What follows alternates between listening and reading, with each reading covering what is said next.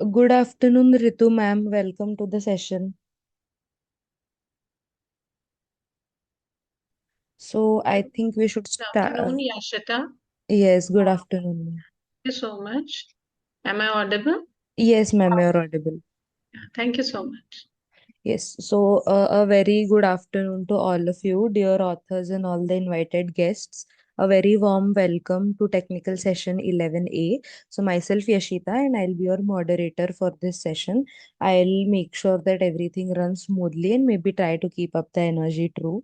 So, on behalf of the Global Knowledge Research Foundation and GR Scholastic LLP, it is my great pleasure to welcome you all to the 11th International Conference on Information and Communications Technology for Sustainable Development, which is ICT4SD 2026.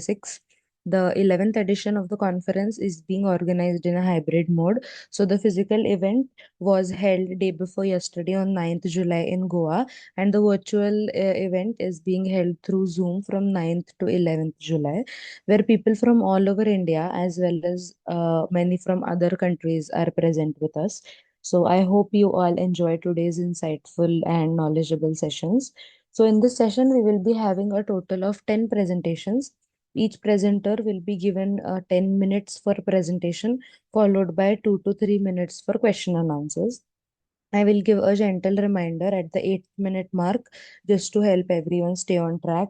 And I request all the authors to please keep track of the time and finish your presentations within the given time, as we are time bounded and have a given time slot to finish all the 10 presentations. Also, a small request to all the participants that please stay connected with us till the closing remarks. We promise that the session will be worth it. And if you have any queries or updates to give, please feel free to drop them in the chat box anytime. Me and my co-host will be addressing them. So before we begin with the session, I would like to introduce you all to our session chair for today. So we have with us Dr. Ritu Bhargava, who is a professor in the Department of Computer Science at Sophia Girls College, Ajmer, with 21 years of teaching experience. She specializes in data mining, medical image processing, and big data. She has published over 30 research papers in Scopus and IEEE indexed journals. Her key contributions include authoring 8 textbooks with global publishers like John Wiley and Sons, alongside directing student career readiness as the campus placement training coordinator. So we are glad to have you, Ritu ma'am, with us. So do you have to say something to start the session? Yeah, thank you so much, Yashita. Good evening to Sai Sudarshan and all the participants who are participating in this 11th International Conference on ICT-SD 2026. My all the best wishes are uh, with the participants. Looking forward to see the insightful presentations of the research papers. And also, I would like to thanks the organizing committee to organize such a beneficial and very interesting and insightful conference, which is this is the 11th time, and I am witnessing it from so many years. And it is always up to the mark. All the presentations are so good, and all the participants are also from good universities and colleges. So all my best wishes are with you all. Thank you so much, Yashit. Yeah, thank you so much, Ritu ma'am, for those kind words. So let's begin with the presentations for today. And our first presenter, we have Saksham Mittal. So Saksham, are you ready with the presentation? Yeah, we are ready. Yes. So they are here to present his paper titled as a lightweight two-stage authentication for MQTT using cuckoo filter gating and one-time key binding. So yes, Saksham, you can start sharing your screen.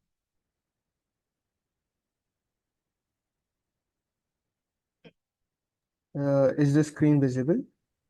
Yes, it is visible. Right.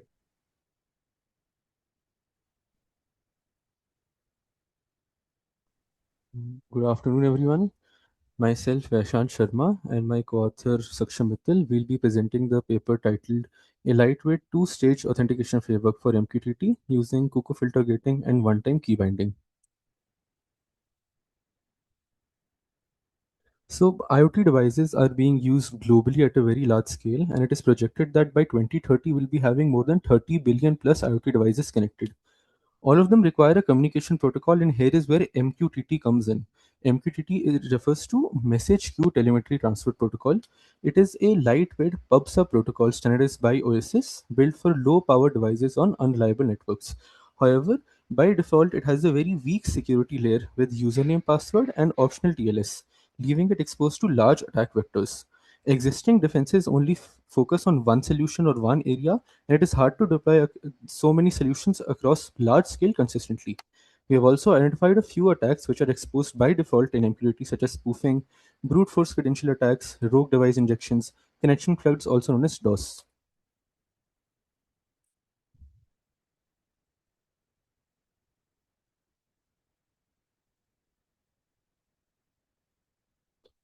So we also conducted a literature review, seeing what related work has been done and what prior defenses there are. There exist multiple solutions, such as using SM2, SM3, SM4 Chinese cryptographic algorithms, using Merkle trees with AES and user-managed authorization and access algorithms, using ML for detecting DOS attacks, using HMAC and OTKs, using a GFSR, which is a generalized feedback shift register for generating ephemeral keys, while also using zero trust airbag architecture. However, most of these only fix one problem at a time, and even fewer stay lightweight and layered across multiple attack surfaces. Our proposed framework is a two-layered hierarchical defense with the main goal of adding strong security while keeping MQTT lightweight. Our first layer is the probabilistic pre-authentication layer, where we have a Coco filter which gates every connection request. Any unknown device is dropped in O of 1 before any costly database or cryptographic operation is done on it. This acts as an entry barrier and mitigates any DOS attacks. The layer 2 is a multi-factor device binding layer. Here, any legitimate device passing from the layer 1 are binded by two factors, a static pre-shared secret and a time-bound OTK, which is based on a challenge response mechanism. The layer 1, which is a cuckoo filter, we have using a cuckoo filter as a gate. But why gate first? Now, any database lookups for every connection request opens a path for DOS attacks, which will saturate the auth server. To protect against these attacks, we're using cuckoo gate as a filter. Every connection request goes through a O of 1 membership lookup. If it is present in the cuckoo filter, it is accepted. If not, it is rejected and that connection is dropped. Second question is, why use a cuckoo filter? It provides us a constant time lookup plus deletion. It works by when we take the device credential, hash them, and use the fingerprint, which is stored in one out of two candidate buckets. As we're only storing fingerprints, which can be from 8-bit to 16-bit, it is very highly space efficient. Also, it allows us for deletion, which allows us to do live device deregistration. Now, why this works for our MQTT auth is because the O of 1 constant lookup, making our system DOS resistant. It supports deletion, it is highly space efficient, and has a very small percentage of false positives, which are then caught by the MFA layer. The second layer, which is our multi-factor binding layer, in short can be said as something you hold plus something time-bound. The first factor, which is the static factor, a pre-shared secret. So the device presents its identifier and a pre-shared secret, which proves its possession of the registered credentials and checked against the device registry. The second factor is a dynamic one-time key issued by the server, randomly generated. This is then sent to the device where it must validate and return it to the server within a particular time bound, and then it completes the handshake. This architecture guarantees that even if a stolen secret is used by an attacker, it cannot establish a session because it must use the OTK too. The entire architecture at a glance here, you can see at the edge we have the IoT publisher and IoT subscribers. Here they provide their device IDs and secrets given to the first layer, which is the Coco filter, which if it is not in the filter drops and removes the connection request. If it is in the filter, it passes to the second factor. It's the second layer. In that we have the static secret, which is checked against the device registry, and then the dynamic factor, which is generated by the OTK generator, sent to the edge device and received back within a particular time bound or delta t. Then if that is done, then the auth is successful and a session is established. Now handing over to Saksham to continue. So now let me walk you through what actually happens when a device authenticates. Now this is the full message sequence across all four actors and it reads top to bottom in three phases. The first phase is the pre-authentication phase. The publisher sends its device ID and secret to the cuckoo filter, and the cuckoo filter runs a membership test. If the device is not in the filter, the request is simply dropped right here. And this is how we defend our model against the DOS attacks. If it passes, it gets forwarded to the authentication server.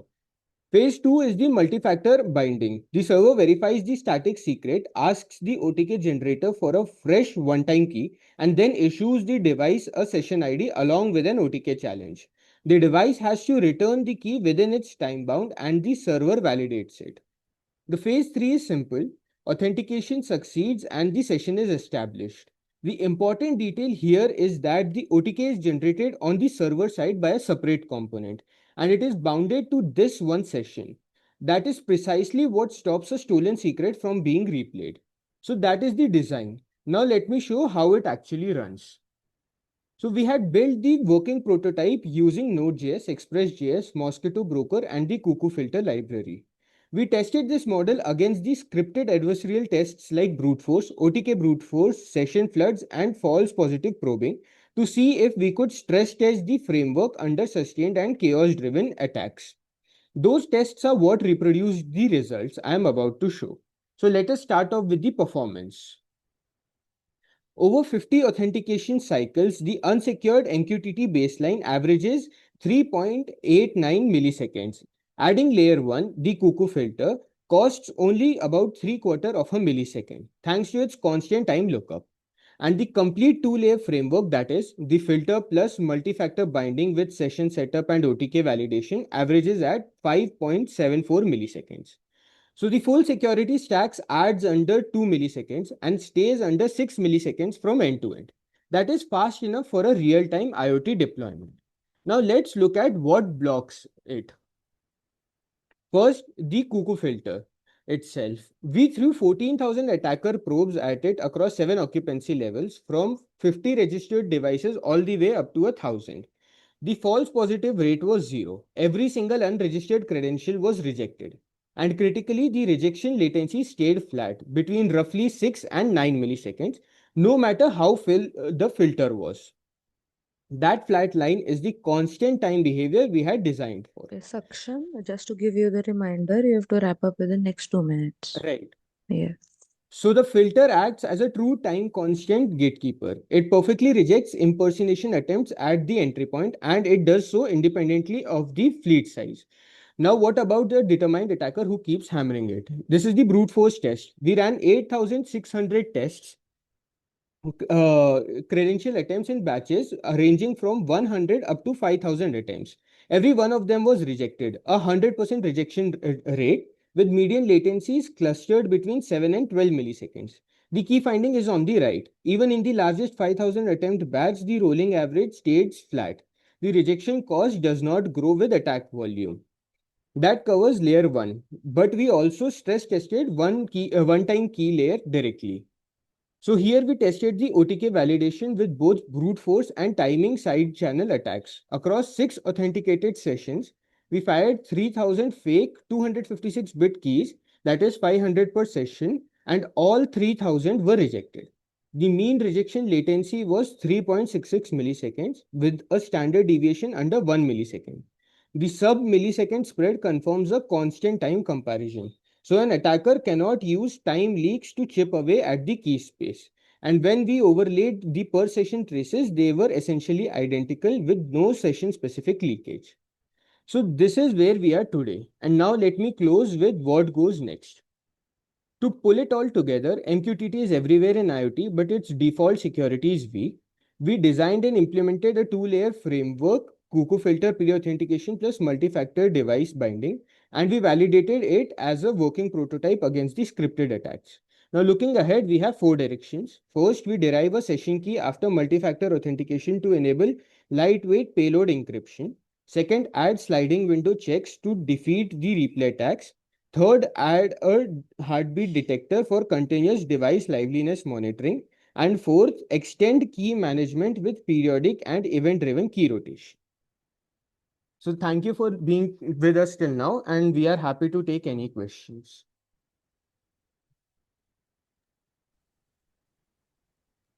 Okay, Ritu ma'am, do you have something to say for him? Yes. Uh, Saksham and Vishant. It was such a it was a very nice presentation, and I appreciate about your work. My question is, why you have chosen MQTT protocol? There are other protocols as well, but what is the idea behind choosing MQTT protocol? Yes, ma'am. Allow me to answer. So, ma'am, MQTT is a protocol that has been used from I think 1990s and is standardized by OSS. Also, it is very lightweight and has a pub sub model, decoupling the initial sensors and the final consumers, and fully trusting on the broker. And these brokers are many in number, like Mosquito, like HBMQTT, Mm, and they are already very much in use by the industry too. Going forward, right. when we scale up the number of IoT devices in our homes, in smart cities, and industrial and agriculture and medical use cases, this particular protocol is going to be used more extensively. And so we thought that with the existing state of the security of this protocol, we should contribute to adding and creating a more secure protocol going forward. So if the network fails, right? So in that case, what are the measures which you are going to use? Yes, ma'am. So MQTT in itself already gives us three quality of service levels. So QS 0, Okay. 1, and 2. QS 0 being a simple fire and forget model where Hmm. nothing is done, and this is usually used in non-critical cases. For example, any IoT device in our room measuring the temperature. QS 1 is a SYN-ACK model where the initial device sends a uh, packet along with the send packet, and the broker then sends an acknowledge packet. This is what is mostly used, and we will also be using that going ahead when furthering our research. The QS 2, which is used mostly for medical devices, is a four-way handshake so that the Hmm. packets arrive in order and there is no tampering between them. And this is usually used when there are more critical data being sent, for example, a heart stent or any other Okay. medical device. Okay. Good work. Congratulations, both of you. Thank you, ma'am. Thank you, Thank you Ashita. so much, Thank you, Saksham and ma'am. Vishant, for your presentation. So up next, for our next presentation, we have Sudhanshu Gonge.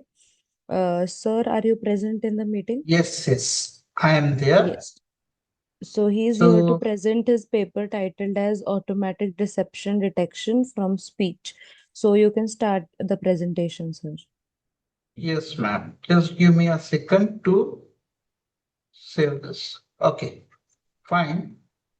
Uh, can I share? Okay, with your Yes, permission, I am sharing this. Okay, is my screen visible, ma'am? one second. Yes, it is visible now. You can start. Okay, okay, fine. Just I'm making the full screen. Okay. So here, the deceptions in a speech. What is meant by deception? The when the person is going in an interview, in that case, there are lot of some negative words.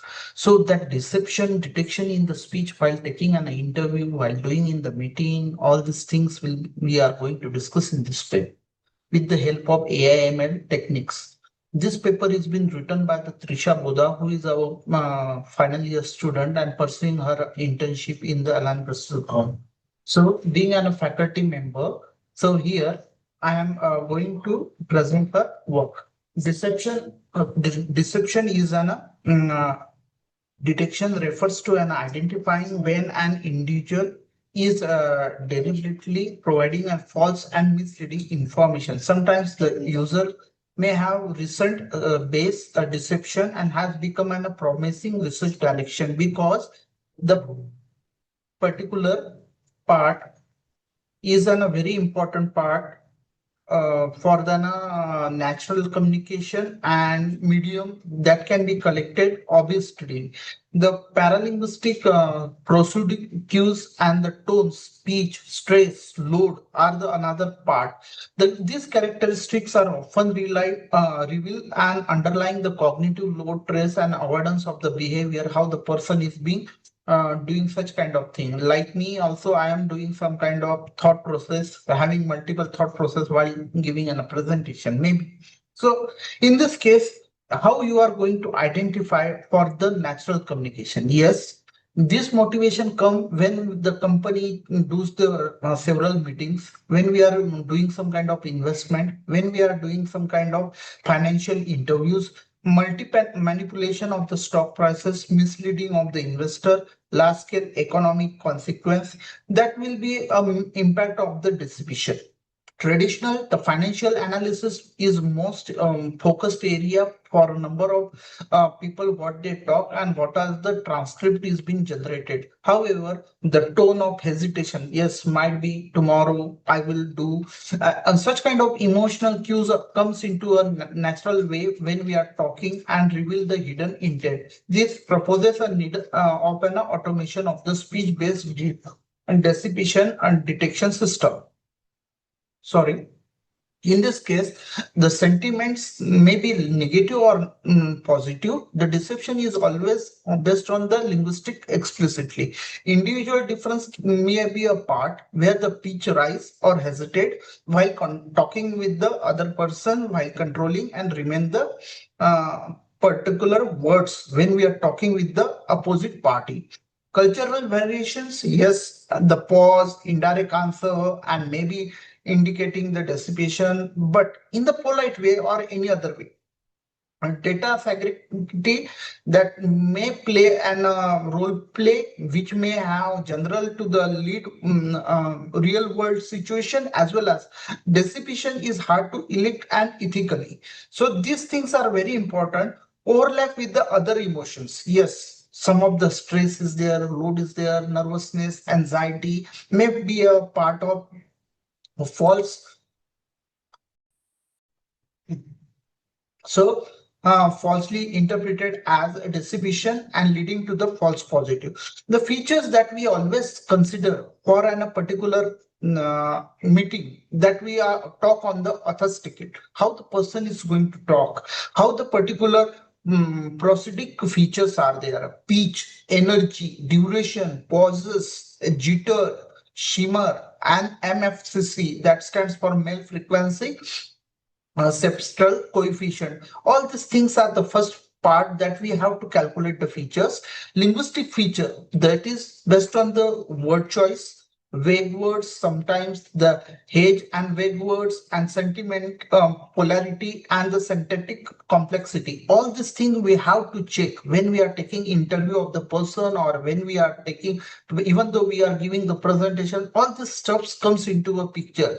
So whether the person is doing a proper conversion or discourse the feature, just taking turn, topic is going to change, shifting from the main topic, or answer quality is where the lacuna are in the answers. All these things will come into a picture. So fourth feature is multimodal feature, where the expression of eyes, the gaze, eye tracking, and the psychological signals. These things will play a vital role in indicating the decision.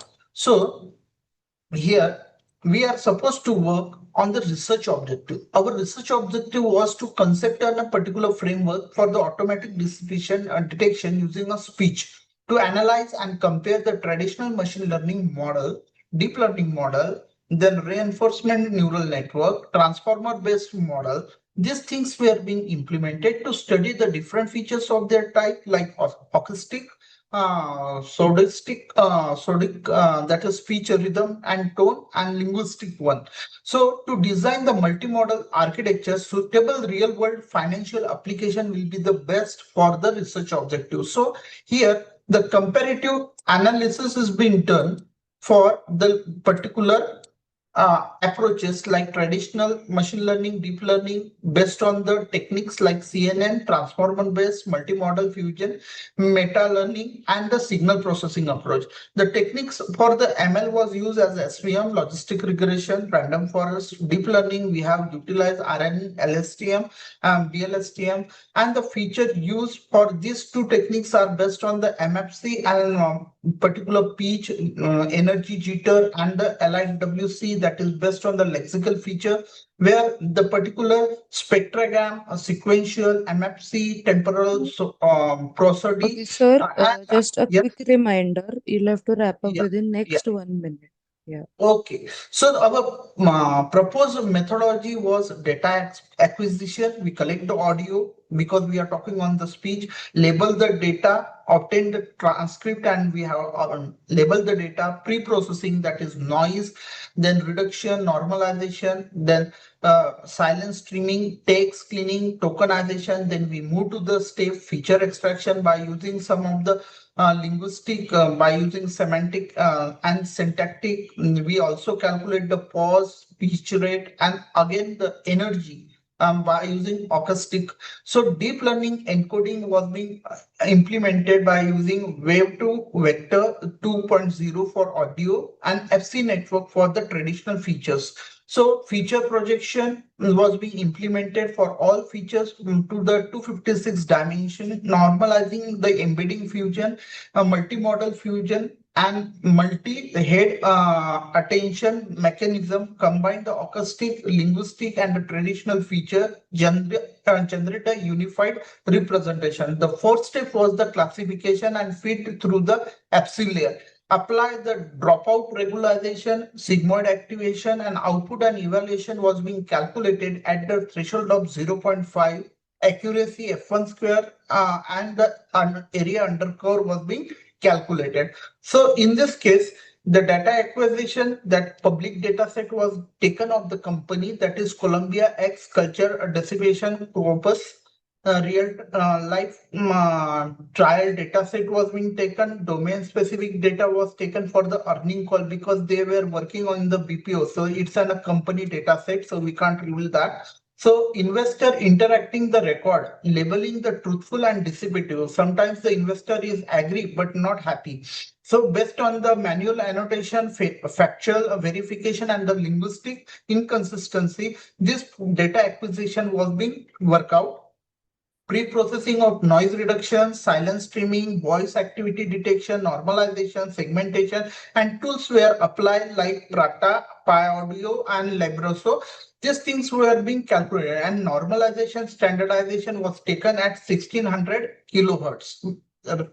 So feature extraction for this, it is that MFC pitch, energy, jitter, shimmer, and formatting F1, F2, F3, and speech rate, where the linguistic feature what is safe. That is calculated on the sentiments, polarity, sentence complexity, lexical pattern, embedding pattern, as well as word to vector also. And the prosodic feature that based on the pause, duration, frequency, speech, rhythm, and pitch variation, how the person is going to vary its talk while doing the business, harmonic to noise ratio. All these things are very important for calculating the earning calls. So fusion techniques, early fusion, that is very important for all feature into one vector. Late fusion, or combine output of separate model. Attention based fusion, assign the important to the feature dynamically. Normalization and optimization, minimum min max scaling, or that was being calculated, and dimensionality reduction, that is based on the PCA. So signal to the noise ratio and TSNE was being calculated. Model selection, a transformer based model, wave to vector for the audio encoding, BERT for the text encoding, and capture context and temporal dependency was being calculated. So the model training and the classification, we found that the outcome, the accuracy for this data set were 87.50, precision was 88.0, 88%. Recall was 86.5. F1 score was 87.24, and area under curve and was being calculated for 92.50. So this was the particular performance based on the particular optimizer add-on that we have taken, and we have used a loss function binary cross entropy. So the output evaluation was being taken probability score of between 0 to 1 for the dissipation, and the threshold was 0.5 for the Sir, you need classification. to conclude. Yes, yeah, I will conclude. And the batch size for the earning call was 32 people to 64 people. Based on that, here is then a comparative study for the models, that is logistic regression, random forest, SVM, and the accuracy table for which we have plotted the graphs. So here, in short, I want to conclude that the research demonstrates the speech-based dissipation detection is a powerful and non-intrusive alternative to traditional method like polygraph. By combining the artistic how something is said and linguistic what is said feature, the system is able to capture the subtitle indicator of the dissipation such as stress, hesitation, and the emotional inconsistency. The proposed multimodal transformer based on architecture using Wave to Vector 2.0 and BERT effectively learn the complex pattern of the speech and achieve the high performance, that is 87.5% and accuracy up to 92.5%, and the output performing the traditional machine learning models. The structure pipeline from the data acquisition and the processing to future and the classification prove that the particular robust and adaptable for real world application and especially for financial communication analysis. So when we are dealing with the business, for that this product or this model will help you a lot. Thank you from my side. This was our references that was being used for implementing. If you have any question, you can ask, ma'am. So it's a very impressive presentation, Sudhanshu and Trisha.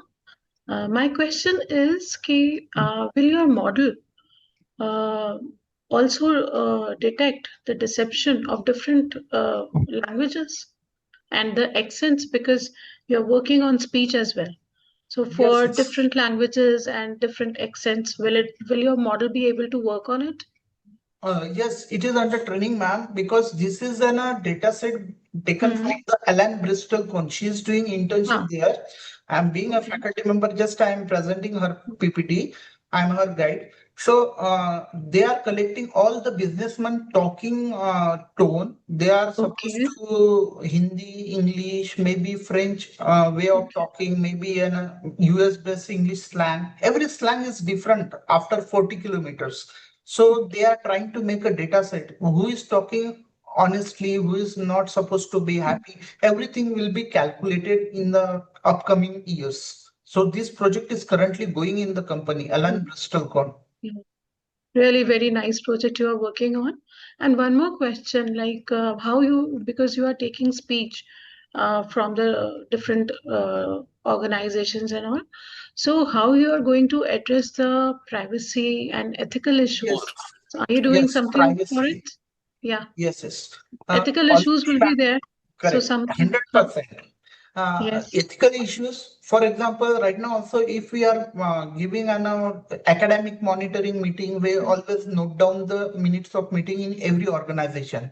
So there is also the same ethical issues. Instead of making a paperwork, we are making a particular digitization to reduce the paperwork, human efforts, and it will give the outcome in the fraction of second, whether the opponent party is supposed to invest the money or not. That's why especially for interviewers or finance company want to invest or not, based on that they can understand whether the client is ready to accept or not.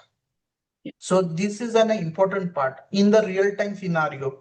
Instead of wasting time and It's a making the good minutes paper of meeting. and lots of work you can do in your project. Yes, ma'am. Thank you. Thank Thank you so much.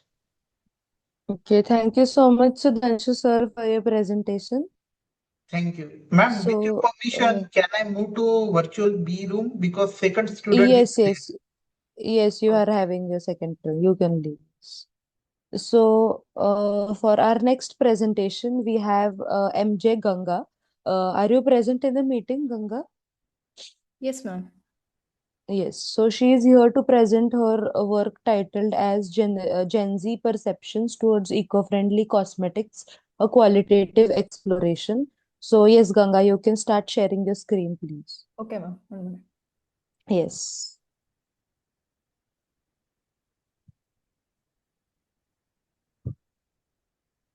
Is my screen visible? 1 second. Now it is visible. You can start. Okay. So good afternoon. My name is Ganga, and along with my other authors, that is Gayatri, Nitin, and Sanju, we have prepared a paper on Generation Z perception towards eco-friendly cosmetics, a qualitative exploration.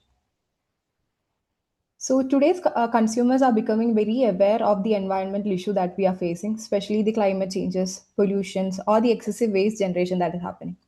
This growing awareness has significantly influenced the cosmetic industry as well.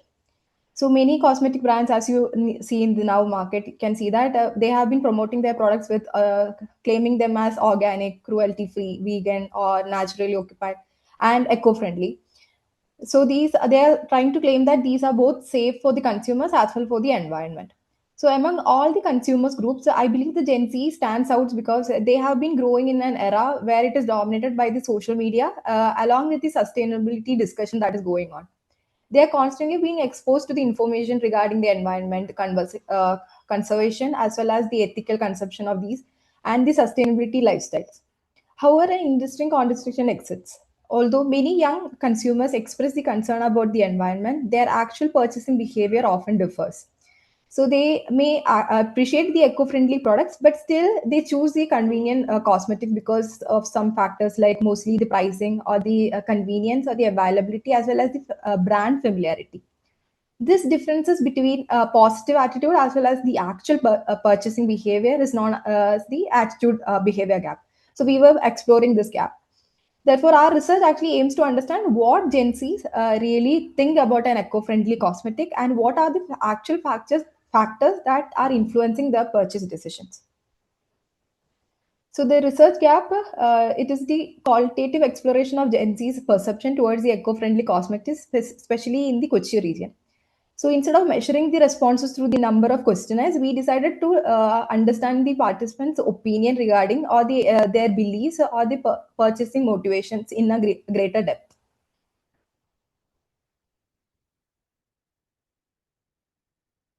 So these are the factors or the literature review we took for our references. So first is the previous studies that explain the green cosmetics use and the sustainability consumption. Products with natural ingredients, cruelty-free testing, and eco-friendly products methods. The second one shows the higher environmental awareness generally leads to the more positive attitude towards the sustainability consumption.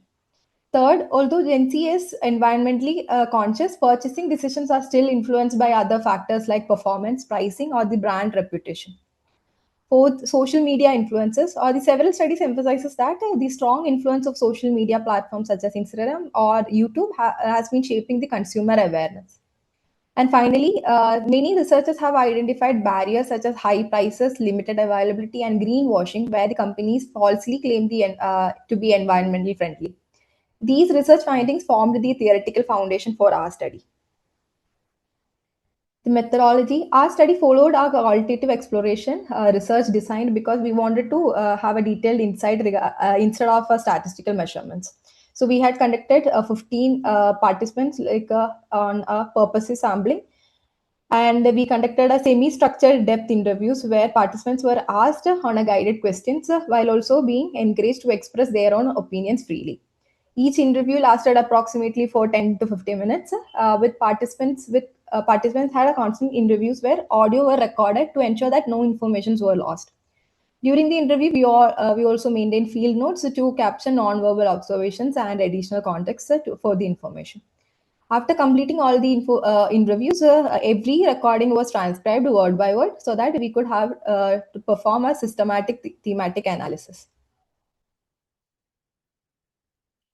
The data analysis method, to analyze the data, we used Brook and Kirk's thematical analysis framework. So the process, we became familiarized with the interview transcriptions by reading them multiple times. Then we generated the initial codes by identifying the repeated ideas or the important statements which were obtained from these interviews. These similar codes were grouped into broader categories, and finally, these categories were combined into the major themes. So, for example, we have quoted some of the ideas we have received. When participants repeatedly mentioned the words like Instagram and YouTube, it was coded under the social media awareness, which later on became a part of our broader theme of social factors. And the statements like eco-friendly products are usually more expensive, which was combined to a factor of economic factors under which price and availability barrier is coming. And comments like organic cosmetics use fewer chemicals and safer, I identify the factors of environmental factors. So these were the three main factors or themes we have considered here: social factors, economic factors, and environmental factors, which I'll be dealing in depth.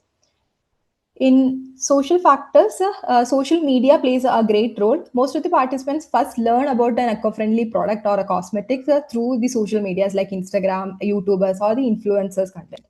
Many participants stated that they are usually purchase products only after watching an online review. Apart from the influencers or the recommendation from your friends and family, like family also plays a major role in building the trust. This indicates that the digital platform significantly influence our purchasing behavior, especially for Gen Zs. The economic factors, although the participants appreciated the eco-friendly cosmetics, affordability still remain a biggest barrier.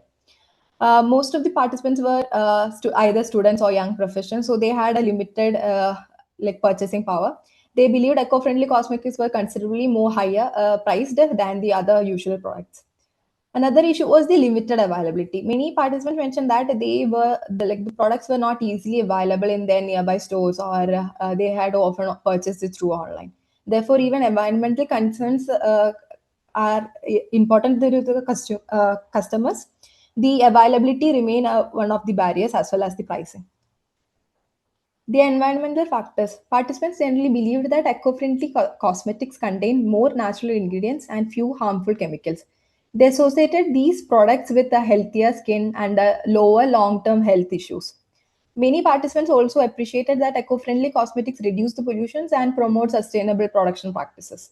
These environmental benefits create positive attitude towards green cosmetic products. However, these positive informations or the attitudes did not actually always result in the actual buying purchase, because economic factors remained one of the significant barriers.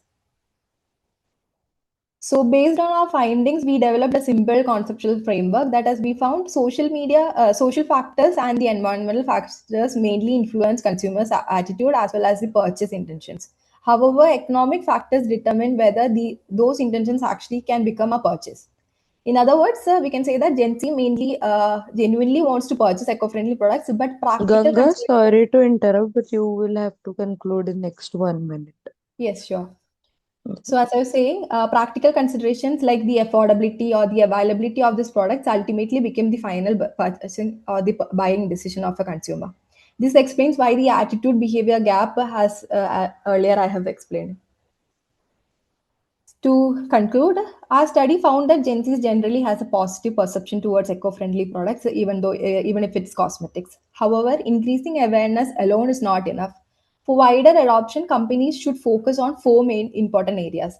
Mainly, they should ensure the transparency by providing a genuine environmental certificates to reduce the greenwashing concerns. Second, they will have to improve their affordability by reducing the price gap between the convenient and eco-friendly products. Third one, they should increase product availability through both the online as well as the offline retail channels as well. Finally, brands should continue using authentic digital storytelling because social media remains the most influential communication platform for Gen Zs. By addressing these areas, companies can actually convert a positive environmental attitudes towards the actual purchasing behavior. Thank you.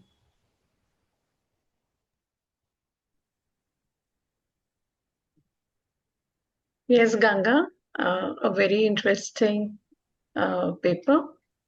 Ganga, but I wanted to ask you why you have chosen qualitative research instead of quantitative?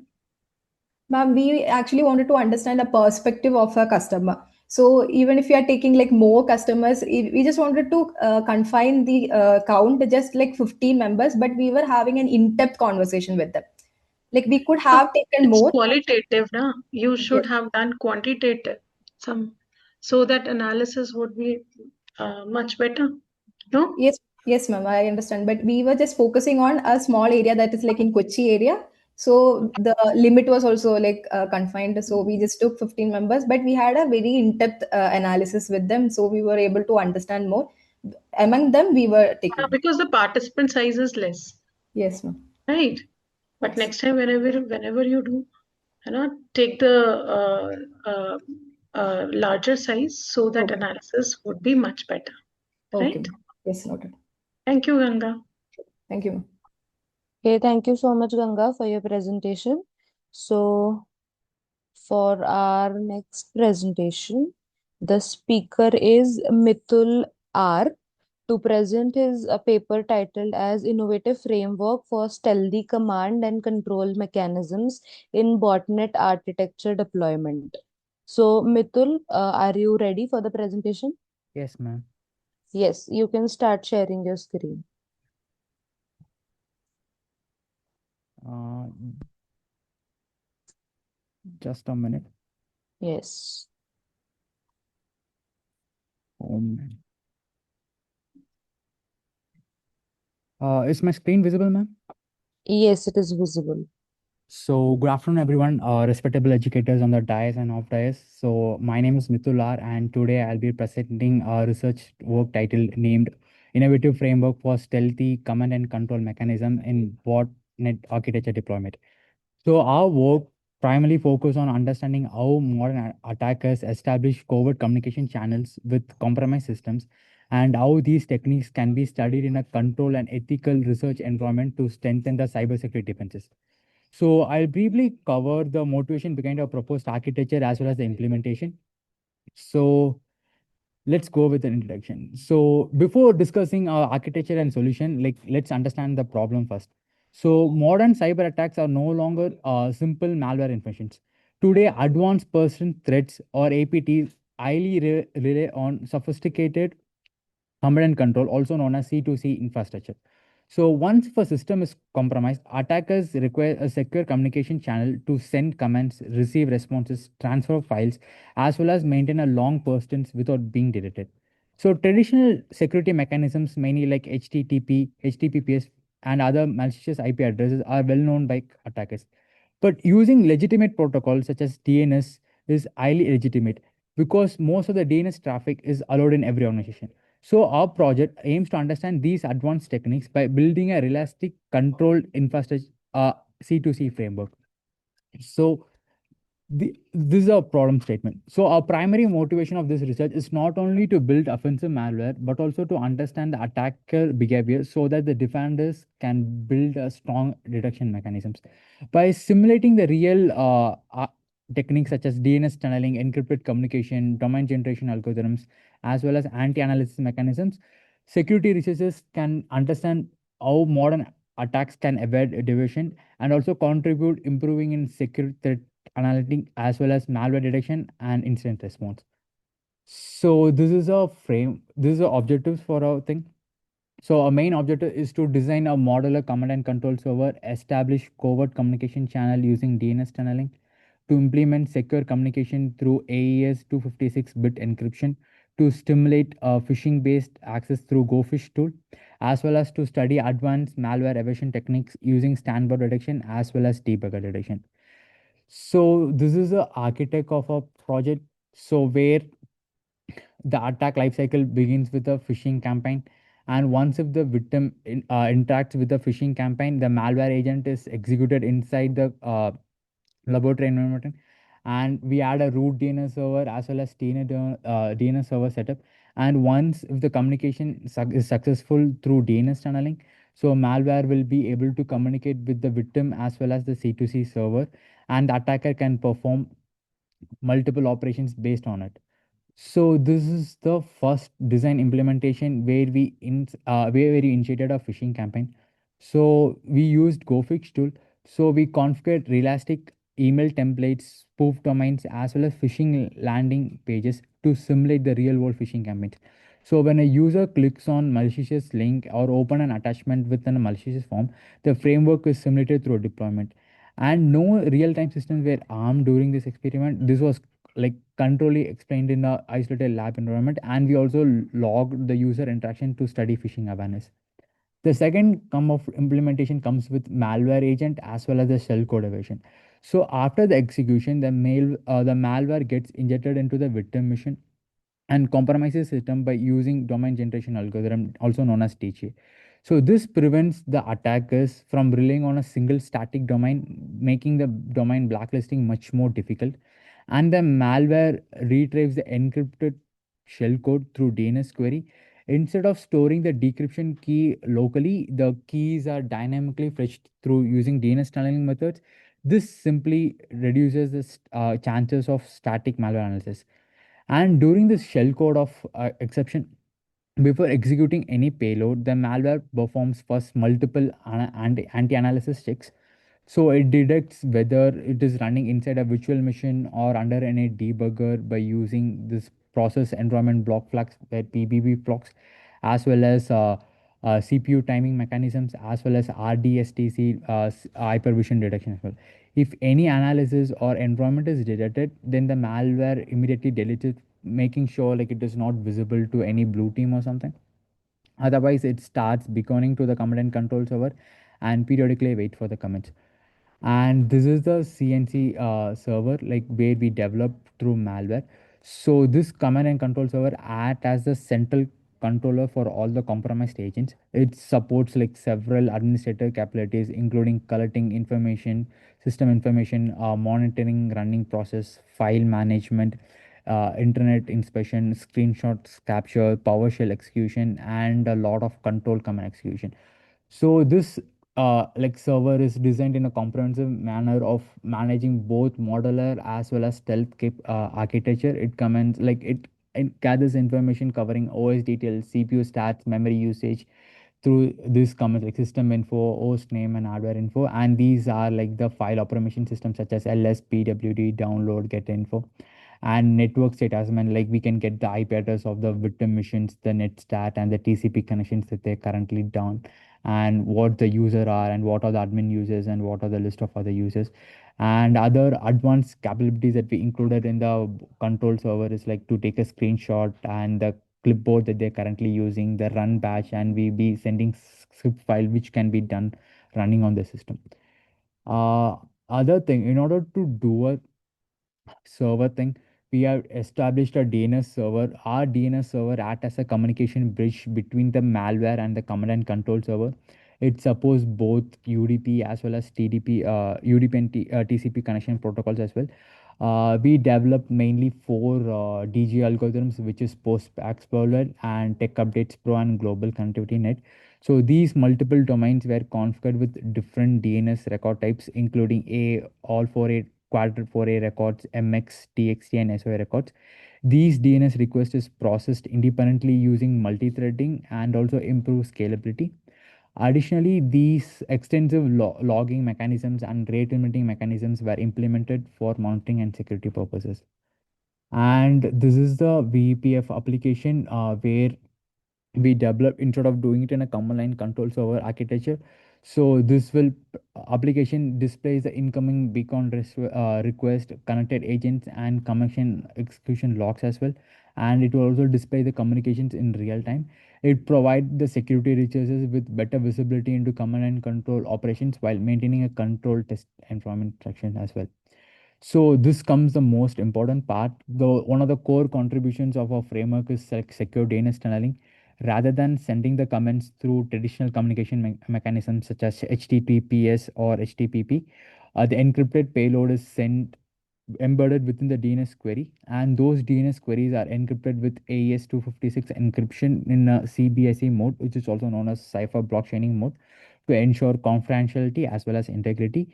Even if the DNS traffic is intercepted, the attacker can come and send without readable, without any encryption key. Since this DNS is generally permitted through every enterprise firewalls, this communication becomes like significantly harder to detect compared to the other conventionally network as well. So these were the test results and these were the implementation. So as you could see here, like we have sent a phishing payload from the victim to the victim mission, and once if the victim mission gets on it, the DJ gets connected through the malware, and these are the record DJ domains that be injected in the command and control server. Through this, they will be able to connect to the different DJ domains so that the system doesn't get flagged by any antivirus or other mechanisms as well. Once if it is done, like we'll be able to send comments through these DJ mechanisms. And this is a DNS tunneling.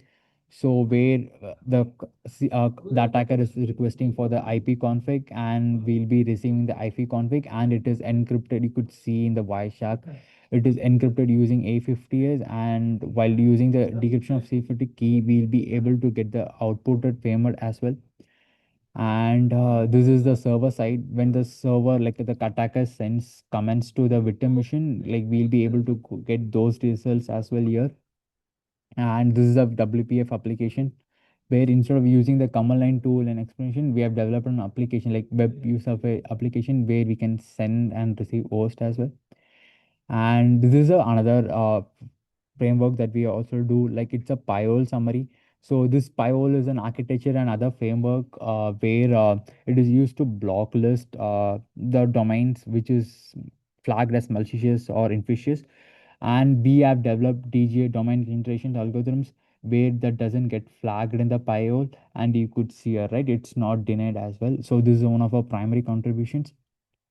And these are the potential achievements that we did so far.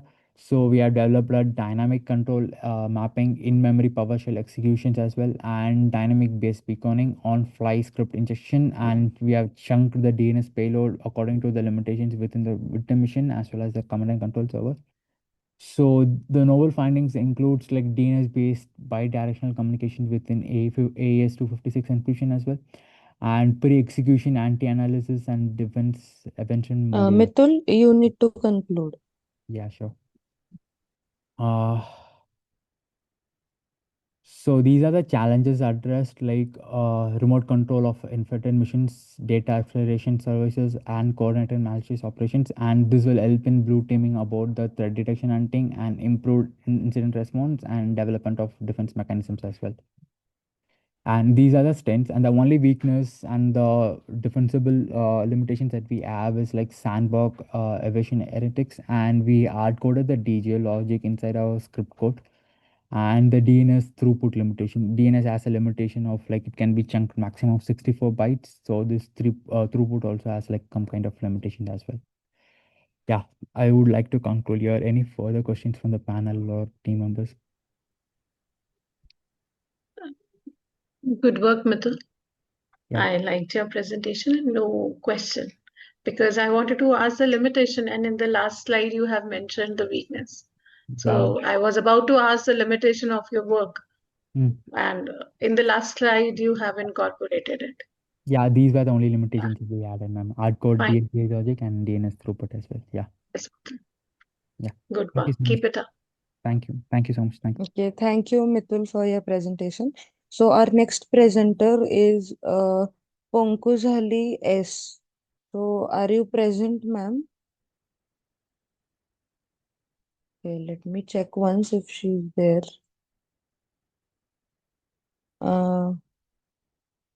Ponkuzhali, are you present in the meeting? I can see you.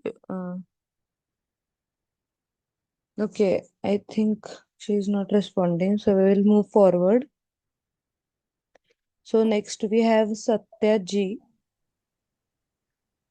Satya, ma'am, are you present in the meeting? Or any of her co-authors on behalf of her?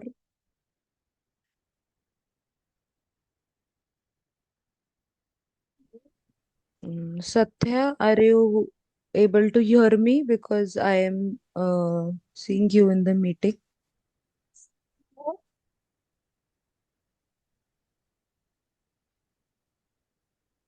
Yes, Aparna, you want to say anything? Yeah, I'm the co-author of phone release. She's unable to connect, I guess, due to network issue. Yes, so any of her co-authors can present on behalf of her. Yeah, okay, I'll present. Yeah, please share your screen.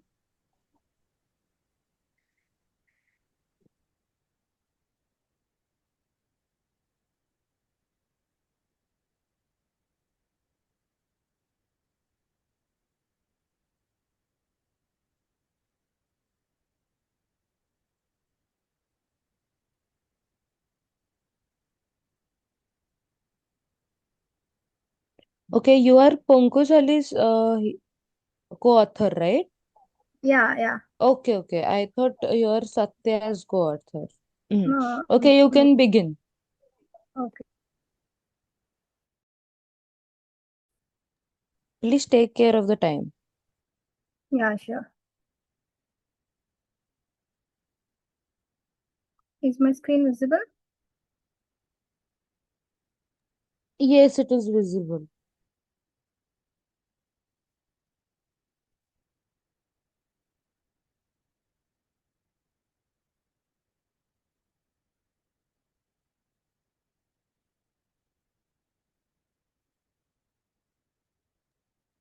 You can start, Aparna. Okay. So, good afternoon, one and all respected session chair, distinguished professors, researchers, and participants. So, today I'm here to present our research work. So, this work focuses on combining artificial intelligence, knowledge graphs, and large language models to build an intelligent biomedical knowledge system for cancer research. So, as we know, cancer remains one of the leading cause of death worldwide. So, every day, thousands of biomedical articles, clinical reports, and research papers are published.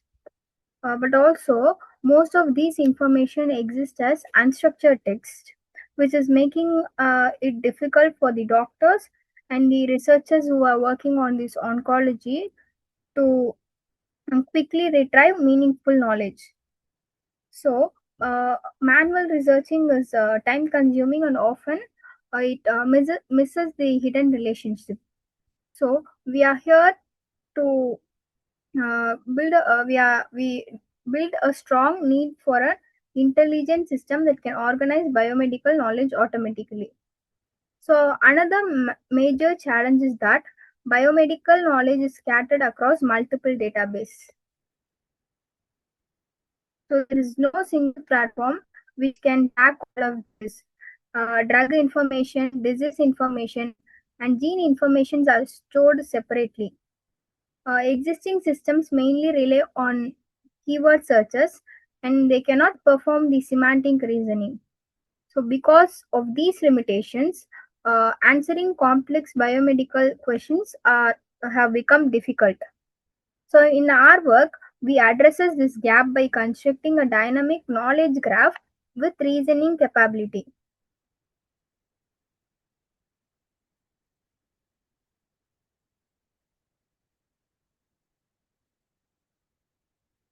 So what are the existing challenges and key challenges we based on?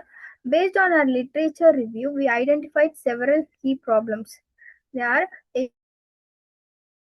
existing system cannot they were unable to effectively integrate the drugs, gene and the disease information. And also knowledge extraction is mostly manual. They lack reasoning capability and intelligent inference. So, as biomedical data continues to grow rapidly day by day, traditional systems become difficult to scale, right? So, because therefore we have made a more intelligent knowledge based system, so which is very required at this moment. So the motivation and scope of our project is the rapid increase in the cancer-related biomedical information and the absence in the intelligent system capable of organizing this knowledge.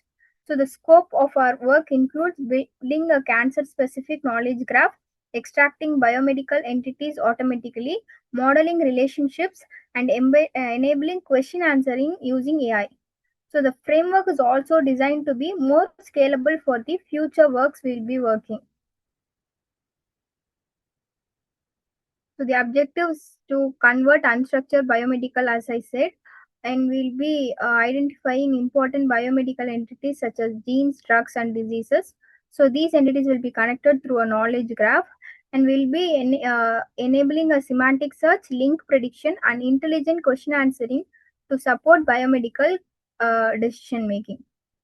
So now I'll explain the proposed architecture. So this slide presents the overall architecture of our proposed system. The workflow consists of the three major modules. So the first module is the biomedical documents, such as PubMed abstracts and clinical text are provided as input. So the second entity is entity recognition module, which uses BioBird and PubMed to identify biomedical entities. So after the entity extraction, sentence bird together along with the FAISS performs entity linking by matching extracted entities with standard biomedical databases. So and then next, the extracted entities are used to construct the dynamic knowledge graph. So I will show you in the upcoming slides. So relationship extraction identifies interactions between genes, drugs, and diseases.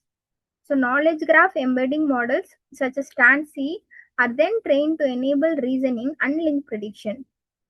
Finally, we have achieved a retrieved augmented generation module receives user questions, that is a RAG model. The LLM converts the natural language into cipher queries, which retrieves the relevant biomedical subgraph, and then it generates the evidence-based answers. So, because of this, the architecture also reduces the hallucination because responses are grounded on the knowledge graph rather than that has been generated solely by the LLMs. So this is the explanation of the module 1. It focuses on biomedical entity recognition and linking. Here we have fine-tuned BioBert and PubMed using the BC5 CDR biomedical dataset.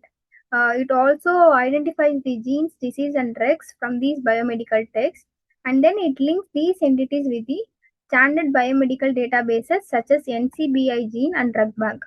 So this provide highly accurate data structures, medical information, and for further processing. Regarding the second module, this module constructs the dynamic knowledge graph. Relationships between the biomedical entities are extracted using transformer-based models. These relationships are stored as a triples consisting of head entity, relation, and tail entity. So we have also applied the TransC embedding model to learn vector representation of entities. So these embeddings enable semantic reasoning, link prediction, and discovery of hidden biomedical relationships. So if you see the results here, we present the constructed biomedical knowledge graph implemented in Neo4j. The graph have successfully represents drugs, disease, and genes along with their relationship. The TransC model also assigns scores to different relationships. Lower scores indicates stronger relationships. This demonstrates that our model can successfully infer meaningful biomedical connections. So regarding the module 3. So here the module 3 implements retrieval augmented generation, that is the RAG model. Instead of following the language model, that is LLM model, to answer independently on its own, we first retrieve relevant biomedical knowledge from the graph. The retrieved information is then provided as context to the LLM. This significantly reduces hallucination and improves factual accuracy. The generated answers remain explainable because they are supported by evidence from the knowledge graph. So as you see here, the user can ask natural language biomedical questions. So for that, the system retrieves relevant entities and relationships from the knowledge graph and generates accurate responses. For example, it correctly identifies drugs associated with lung cancer and retrieves treatment relationships in real time. So this demonstrates the effectiveness of combining knowledge graphs along with the retrieval augmented generation. So to summarize, I would like to propose. We have proposed the MedNodeGen, an intelligent biomedical knowledge system integrating transformer models, knowledge graphs, graph embeddings, and retrieval augmented generation. So the system converts unstructured biomedical data into structured knowledge, supports semantic reasoning, enables link prediction, and provides explainable question answering. So overall, this framework has the potential to assist researchers and clinicians in efficient biomedical knowledge discovery.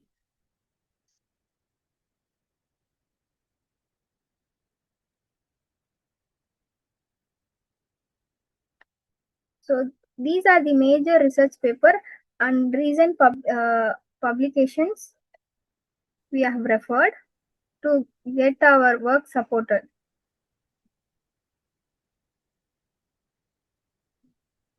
So thank you for your valuable time and attention. I'd be happy to answer any questions. Yes, Aparna, it's a very good concept. Congratulations for writing a good paper. I wanted to ask you, Aparna, you have used knowledge graph, right? So, how you have integrated the knowledge graph with the LLMs, large language models? So we have used Neo4j framework to integrate it, ma'am. Okay, so what happens when you have any missing entity or data or relationship? So how you have handled it for the missing relationships, missing entities in the knowledge graph, and while you are integrating it with the LLMs? Okay. Did you So, find any such kind of problem? yes, ma'am, we have found it. Also, we are planning to scale the solution to Yeah. feed it the real-time informations regularly. Okay. Okay. So that means you have not handled as such missing entities or relationship problem in your this model. Yes, ma'am. We'll just respond you like the entity is not found like that. Okay. Mm. Fine. Thank you, Aparna. Thank you, Okay, ma'am. thank you so much, Aparna, for your presentation. So up next, we will once call Satya, ma'am. Ma'am, are you present in the meeting or any of our co-authors is present?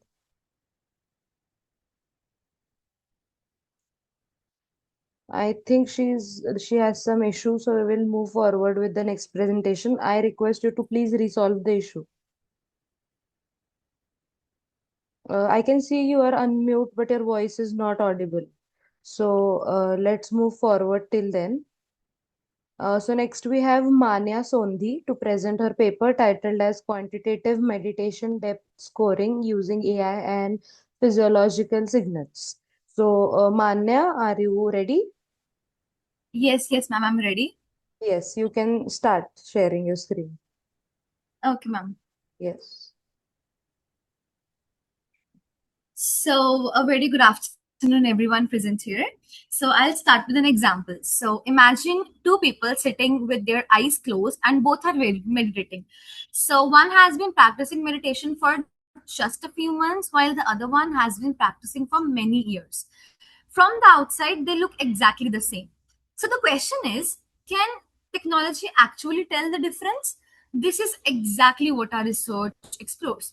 So I am Manya Soni from Chandigarh University, and today I and my friend Sakshi Kumari, we are going to present our paper titled Quantitative Meditation Depth Scoring Using AI and Physiological Signals.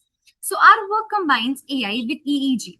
Now what EEG means? EEG stands for it is electroencephalography. So it is a non-invasive technique that basically records the brain electrical activity using small sensors which are placed on the scalp. So the goal of our research is to analyze these brain signals and classify whether a person is a beginner, intermediate, or an advanced mediator. So now let me first explain you what the problem is. So today there is no objective way to measure how deeply someone is meditating. So like most studies rely on questionnaires where participants simply rate their own meditation experience. But these responses are subjective because everyone judges themselves differently. That's why we chose to use EEG brain signals, which provide objective information about brain activity. Now, EEG records different types of brain waves. For example, we have delta waves, which are mainly seen during deep sleep. We have theta waves, which are linked to deep relaxation and meditation. We have alpha waves, which represents calm and relaxed state. We have beta waves, beta waves that are active when we are thinking or concentrating, and gamma waves are related to higher level of cognitive processing. So our research has shown that during deeper meditation, theta and alpha activity generally increases while beta activity decreases. So our research question was that can AI learn these EEG patterns and accurately classify meditation expertise even for someone it has never seen before? So now let me go through the gap analysis. So we reviewed several existing studies and compared them using 5 criteria. The first column is 3 class. So most of the previous studies only classified whether a person was meditating or not, where our work goes one step further by classifying them into beginner, intermediate, and advanced mediator. The second column is imbalance. So, since advanced mediators are much fewer, the data becomes unbalanced. So, most previous studies ignored this issue while we specifically addressed it. And the third is subject independent testing. So this means our model is tested on completely new participants instead of the same people it was trained on, making the evaluation much more realistic. The next one is SMOT. SMOT, basically, it is a technique which is used to generate additional samples for minority class, which which basically helps the model to learn fairly. And the last one is its relative features. So in this we compare brainwaves instead of using the raw values. So as you can see in the last row, our approach is the only one that satisfies all the 5 criteria, making our model more reliable, better suited for real world applications. So now let's talk about the data set. We collected EEG data from 60 meditation practitioners, giving us total 359 recordings, which are called epochs. Now, these recordings were divided into 3 classes, where about 55% were beginners, 31% were intermediate, and only 13% were advanced mediators, making it an imbalanced data set. But we have solved this issue. We'll discuss it like in further slides. So to record this brain activity, we used a 19-channel EEG headset following the international 1020 electrode placement system. So the signal were recorded at 500 samples per second, like providing detailed brain activity. Since raw EEG often contains noise like from blinking, eye movement, or any muscle activity, we clean the signals using pre-processing techniques before training the model. Although our data set is larger than many previous meditation studies, so we also acknowledge that collecting more advanced mediators would further strengthen the model. Now let's talk about from absolute power to self-normalizing ratio. Yes, ma'am.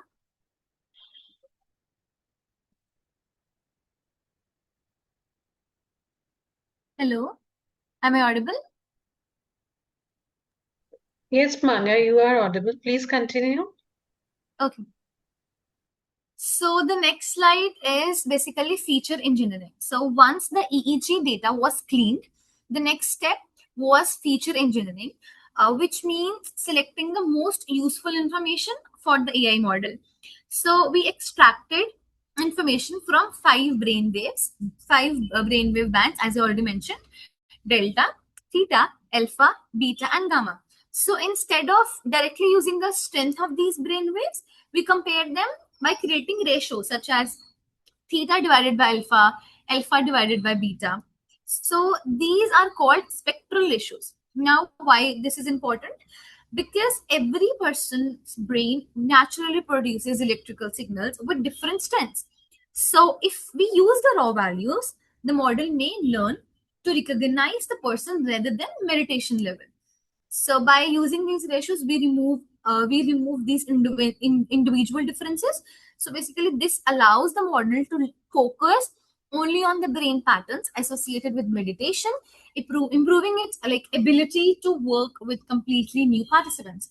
So from the next slide, my friend Sakshi is gonna continue. So now I will talk about the 4 methodological fixes. The first improvement is within subject normalization. Every person's brain naturally produces EEG signals with different strength. So we normalize the data to make all participants comparable. The second improvement is session time detrending. During a long meditation session, brain signals can slowly change over time because of factors like fatigue. We remove this time based effect so that the model focuses only on meditation patterns.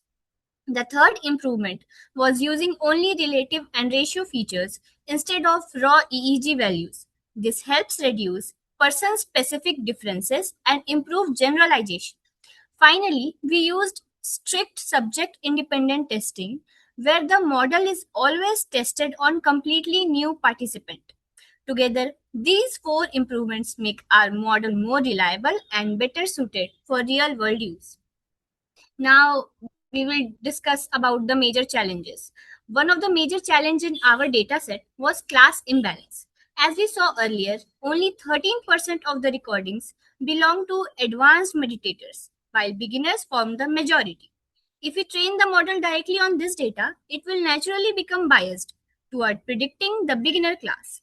To solve this issue, we used SMOTE, which stands for Synthetic Minority Oversampling Technique. Instead of simply copying existing data, SMOTE creates new synthetic samples. Okay, Manya, just a quick reminder that you will have to wrap up in next 1 minute. Okay, ma'am. Instead of simply copying existing data, SMOTE creates new synthetic samples that are similar to real advanced examples. Now let's look at results. Our final model achieved a balanced accuracy of 48%, a macro F1 score of 41%, and a micro average AUC of 0.643. At first glance, 48% may seem lower than some previous studies. However, this is an important reason for this. Many earlier studies tested their models on participants that were already included during training, which often leads to overly optimistic results. In our work, we tested the model on completely unseen participants. Although the accuracy is lower, it gives a much more honest and realistic estimate of how the model would perform. Now, we will talk about our model performed, how our model performed. The strongest performance was for the advanced meditator class with an AUC of 0.70. This means the model was better at recognizing advanced meditators because their brain wave patterns are more distinct than the other groups. We also achieved the highest recall for the beginner class because it had the highest number of training samples. Another important validations come from PCA. It helps us understand whether our selected features follow meaningful patterns. Now, these slides explain which brainwave features were most useful for our model. The most important features were theta, alpha, beta, and the spectral ratios that we created during feature engineering. Interestingly, none of the raw EEG power values were selected as important. This confirmed our decision to use relative and ratio features instead of absolute values. To conclude, our research presents an AI-based framework for classifying meditation expertise using EEG brain signals. Unlike many previous studies, our approach uses subject-independent evaluation, handles class imbalance, and focuses on relative EEG features, making the real results more reliable and realistic. Thank you, ma'am. Manya and Sakshi, I congratulate both of you for writing such a wonderful research paper, and the concept is also very good. I just wanted to ask one thing, like, what would happen if a person is stressed or on some medication or in a fatigue condition? Will your model give the same accuracy, or the accuracy of your model will get changed in that condition? Will your model will be able to evaluate the condition of the images? Have you segregated it, segmented it, on that basis? Ma'am, yes, like stress, fatigue, and certain medications can definitely affect EEG signals because they also change brain wave patterns. Since our model was trained only on EEG data collected like under controlled meditation sessions, so its performance may decrease if a participant if the participant is highly stressed, like on fatigue or under meditation. So Have you this used is such kind of one. images also? Yes, ma'am. Have you used this kind of data set for your Uh, analysis? no, ma'am, we have not used that kind of because it is very rare. Because Like person on calculating medication. sorry, ma'am, like calculating the meditation data set, like for the people, it was quite rare because we only have like this much of data set. So that's the reason we worked on this much of data set. Okay, good work, Manya Thank and you, ma'am. Sakshi. Thank you. Thank you, Manya and Sakshi, for presenting. So, for our next presentation, we have H. Hello, Rambabu. ma'am. Yes, Satya. Ma'am, I am waiting here. Yes, I have that in mind. Let's take one presentation and then we'll get back to you. Okay, ma'am. Thank you. Yes. Is H. Rambabu present in the session or any of his co-authors is there? Okay, I think he's absent. So Satya, you can present now. If it, Okay, ma'am. I will share the yes. screen.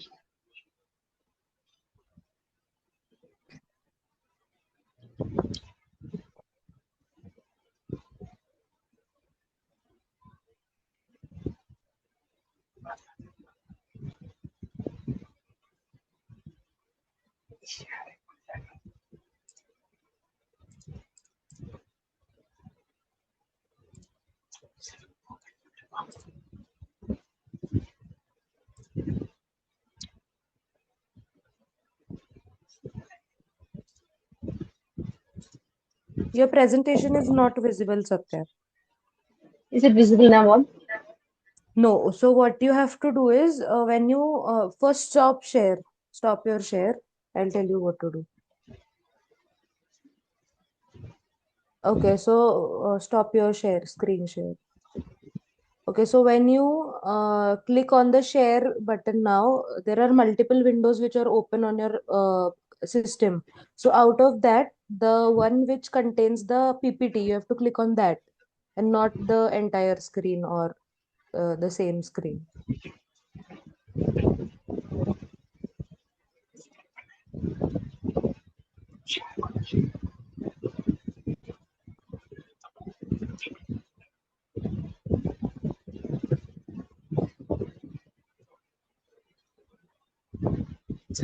Is it sharing, ma'am? Is it visible, ma'am?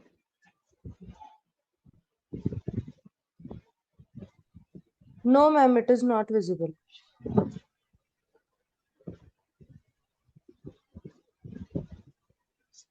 Okay, so what you can do is you can share the presentation with me and I can present that. Okay.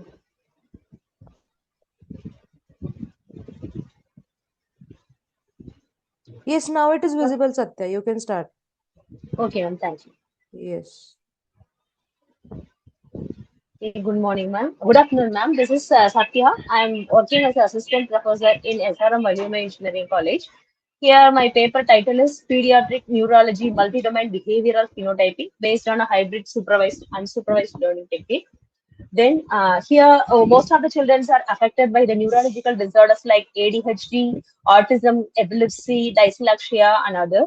So most of the problems it can affect the behavior, attention, and social interaction of the kids. The symptoms often vary significantly between children. So the diagnosis is very challenging. So the behavioral characteristics usually involve three major domains. That is impulsivity control.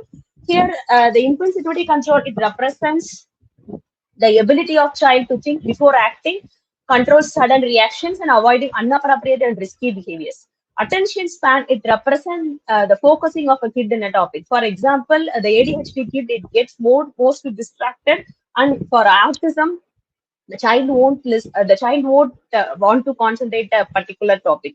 So social engagement means contacting, communicating with other people. They don't have any eye contact with other people. They doesn't understand the social situations like that. So early and accurate identification is essential for timely intervention and improved clinical outcomes. So it will assist the clinicians by identifying these hidden behavioral patterns from assessment data.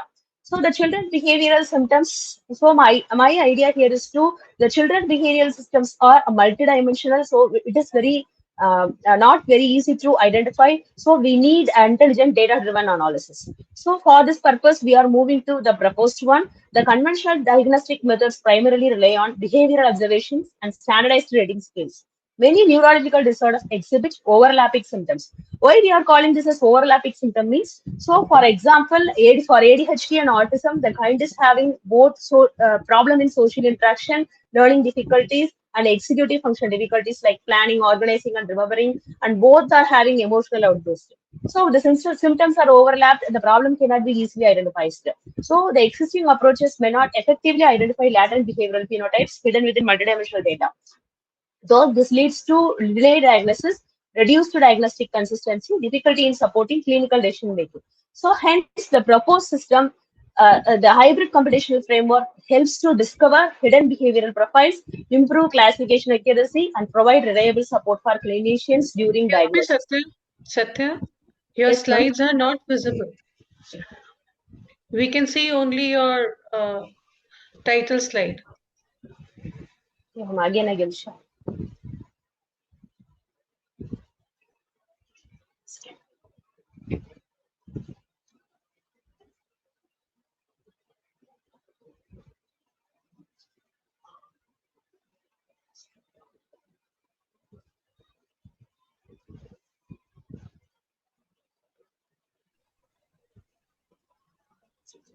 Yes, you can continue. Is it visible, ma'am? It is visible.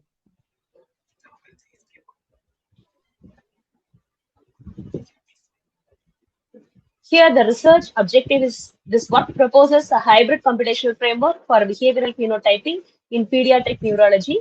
So it analyzes behavioral assessment data from multiple domains to discover hidden behavioral phenotypes.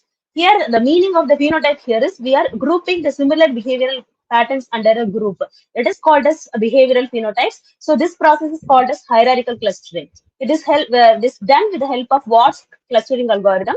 Then finally, validate and identify behavioral profiles using a supervised machine learning method using XGBoost technique. Then the improved diagnostic accuracy, it provides improved diagnostic accuracy and support precision medicine.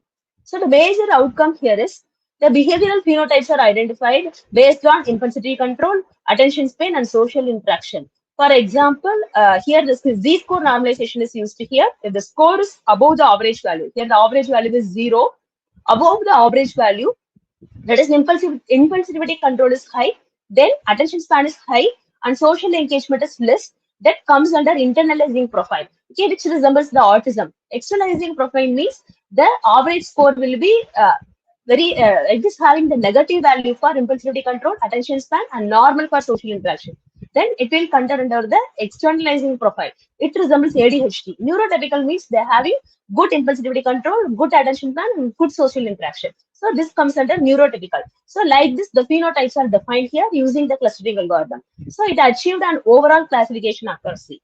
So the proposed framework, it provides an evidence-based approach for behavioral phenotyping, clinical decision support, and for precision diagnostics in pediatric neurology.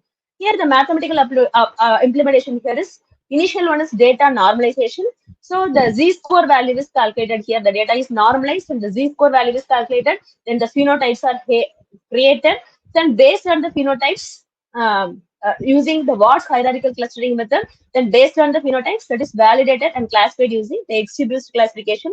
Here, Gini importance score is calculated. So it identifies which feature is dominating. Suppose the impulsivity control is dominating, that is the good feature, high feature importance here is here. It identifies the problem ADHD. Okay? So this is my data flow. Behavioral assessment data is taken. Then data normalization is performed. After that, phenotypes are created using Watts hierarchical clustering. Then using the XG-based classification, it identifying the dominating factor and identifying the particular disease. Then These validated profiles are validated from externalizing, internalizing a neurotypical profile. Finally, the disease is identified. The next, this is implemented using Python, XGBoost algorithm, and Matplot library. So the behavioral data was analyzed using Z-score normalization. Then Watts hierarchical clustering, why we are using here is it identify without overlapping without overlapping the symptoms. The Watts hierarchical clustering is used to group the exact behavioral phenotypes. For that purpose, we are using the Watts hierarchy clustering here. Then the XGBoost classifier was used to validate and classify the identified behavioral profiles. Here, the model performance was evaluated using 80:20 ratio, stratified. Here, training data are 80 and 20 data are for testing for the 100 data. Future important analysis, it identifies the behavioral attributes contributing most to phenotype classification. So the outcome is robust and it provides 96% of classification accuracy. Here I am taking 2000 pediatric behavioral samples. For this, 1600 for training and 400 for testing. Here the features taken here is impulsivity control, attention span, and social engagement. Watts hierarchical clustering, it identifies behavioral phenotypes. XGBoost, it validates and identifies behavioral profiles. So the clear classification of externalizing, internalizing, and neurotypical profiles are performed here. So the proposed hybrid framework identified three distinct behavior phenotypes: low impulsivity control and attention span. It comes under the externalizing profile. It represents ADHD-like behavioral characteristics and slow social Satya, engagement you with will relative. have to conclude within next 1 minute because your time is already up. Yes. Okay, ma'am. So it represents autism-like behavioral characteristics. High scores across all behavioral dimensions. It comes under neurotypical phenotype. So finally, we are having clear cluster separation. So overall accuracy here is 96%. So it supports clinical decision making. Then the discussion here is the future important analysis would support personalized clinical interventions by identifying without overlapping behavioral characteristics. Then it uh, achieved objective, interpretable, and data-driven behavioral classification. So it gives demonstrated scalability and generalizability using 2000 pediatric samples with regularization reducing overfitting. Here the limitation here is so only three problems are identified like ADHD, autism, and dyslexia. So there are they may not represent all neurodevelopmental variations like epilepsy, cerebral palsy. So I'm taking only three factors. That is a limitation here. These are some of the sample charts. Here, Guinea importance score is calculated to identify the future importance. So in this chart, it's showing 0.42 for impulsivity control. So this feature is dominating here. So it resembles to externalizing profile. Then it represents the problem ADHD. Here, 96% of accuracy is achieved here. So these are some of the samples of my result. Here, Guinea importance score is calculated for ADHD. Then, based on the predicted future, the particular condition is identified here. Then, the number of samples have taken for a particular problem. For neurotypical 529, identified for that particular problem.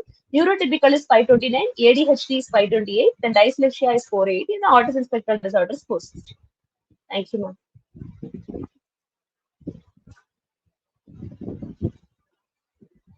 Hello, ma'am.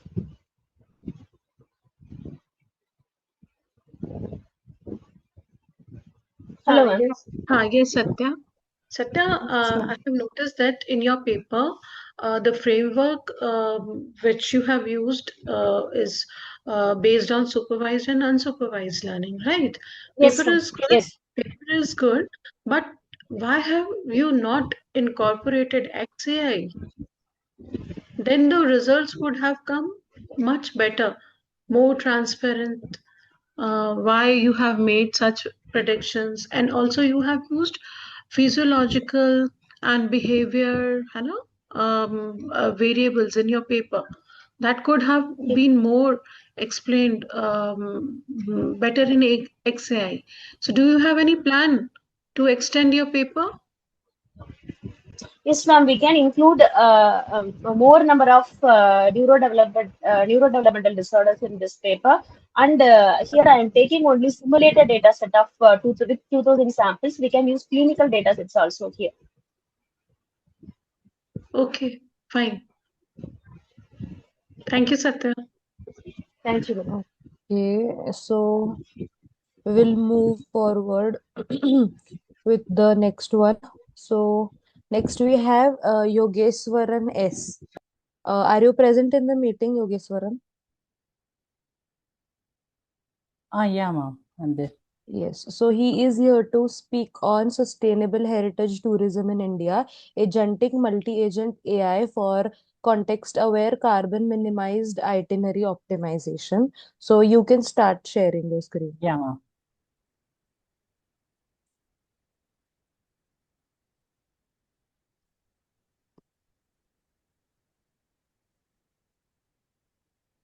Is this visible, ma'am?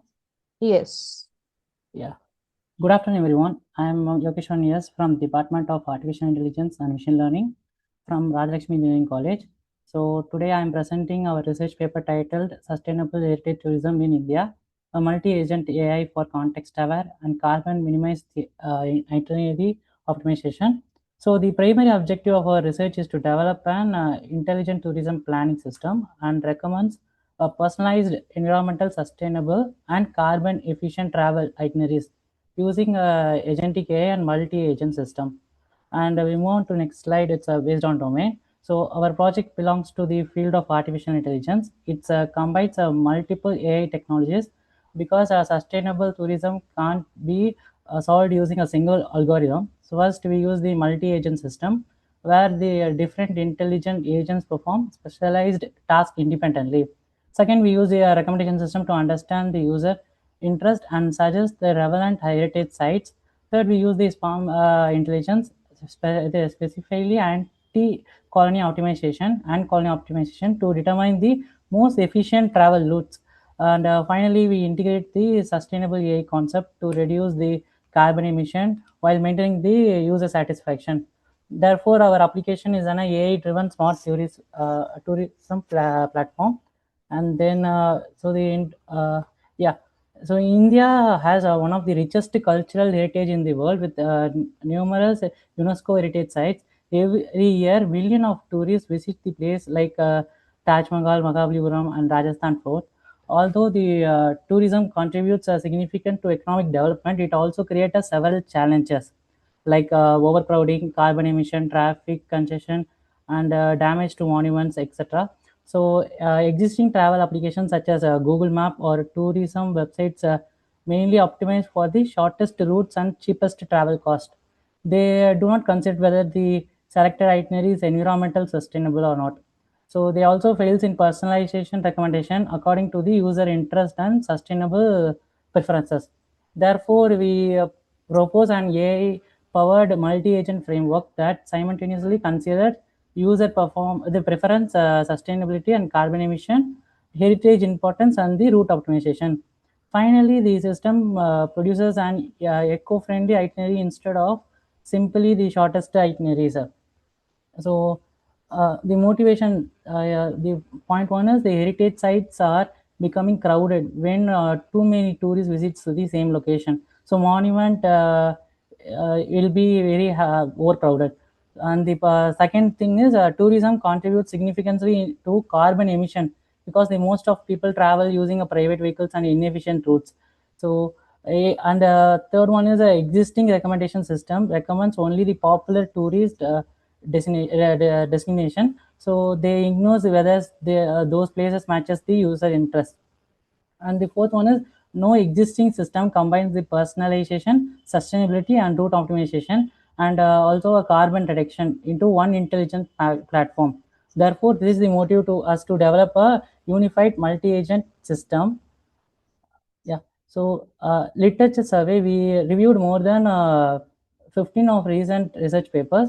The exist research mainly focus on one individual aspect, such as a recommendation system and a routing optimization or a reinforcement learning or sustainable tourism. However, none of this works integrated personalization, sustainability assessment, carbon optimization, and itinerary planning into a single frame. So that research gap motivated our work. Yeah, our work existing system recommend so the yeah existing system recommended destination but do not evaluate the sustainability. and the carbon emissions are usually ignored while selecting the tourist routes, and the current system can't adapt the recommendation according to the user behavior. And there is no unified multi-agent framework that integrates the recommendation, sustainability evaluation, and optimization and itinerary generation. Therefore, we designed this integrated AI architecture. So the problem statements comes. The main problem statement is the current tourism system optimize only the convenience. They do not optimize the environmental sustainability, and they ignore the carbon footprints, and they ignore the dynamic contextual information. They ignore the user personalization. And therefore, our objective is develop the AI-based intelligent planner capable of generating a sustainable heritage tourism itineraries. So the objective is a recommendation destination according to the user interest, and the second one is calculate the sustainability using the environmental indicators, and third one is minimize the travel distance and carbon emission using ant colony optimization. So fourth one is integrate the everything using a agentic multi-agent AI, and this is the overall architecture of our personalized heritage tourism optimization. So here the user enters the destination budget and interest and traveling dates in the step 1 through the web interfaces, and in step 2 it will be going to the personalized agent stats. Here we use the collaborative filtering plus BERT embedding. The collaborative filtering identifies the user having similar interests. Example, if a user A likes historical temples and the user B also like temples, then the system recommended the place like by the user B. However, the collaborative filtering alone suffers from the cold start problem. Therefore, we combine it with a BERT. So BERT converts the text into a numerical embeddings. Suppose the users write, I love Asian temples, and the tourist writes, I love the historical monuments. Although the both statement uses different words, but both are similar things. Therefore, the recommendation quality becomes much higher. And in step 3, the sustainable agent starts. This module evaluates every heritage sites. Like the parameters includes the site size, travel distance, environmental impact, social impact, and we predict the impact using a multiple linear regression. Then we apply Topsy. This technique for orderly preference by similarity to ideal solution. Each has the distance, populations, visitor crowd, historical importance, and carbon footprints. And Topsy gives one of the final sustainable score, and higher score means the better sustainable destination. And the fourth one is route optimization. We use the ant colony optimization. It is like a real ant search for the food. Initially, ant move randomly shorter path receives the more soon to there. So more ants follows the path. Eventually, every ant discovers the shortest path. So our algorithm copies the exactly same behavior. Instead of food here, the ant searches the optimal travel routes. So each iteration improves the itinerary. Finally, we obtain a minimum distance and minimum carbon emission and maximum sustainability. And the final part. Yogeshwaran, sorry to interrupt, Yeah. but you'll have to wrap up in next 2 minutes. Yeah, sure.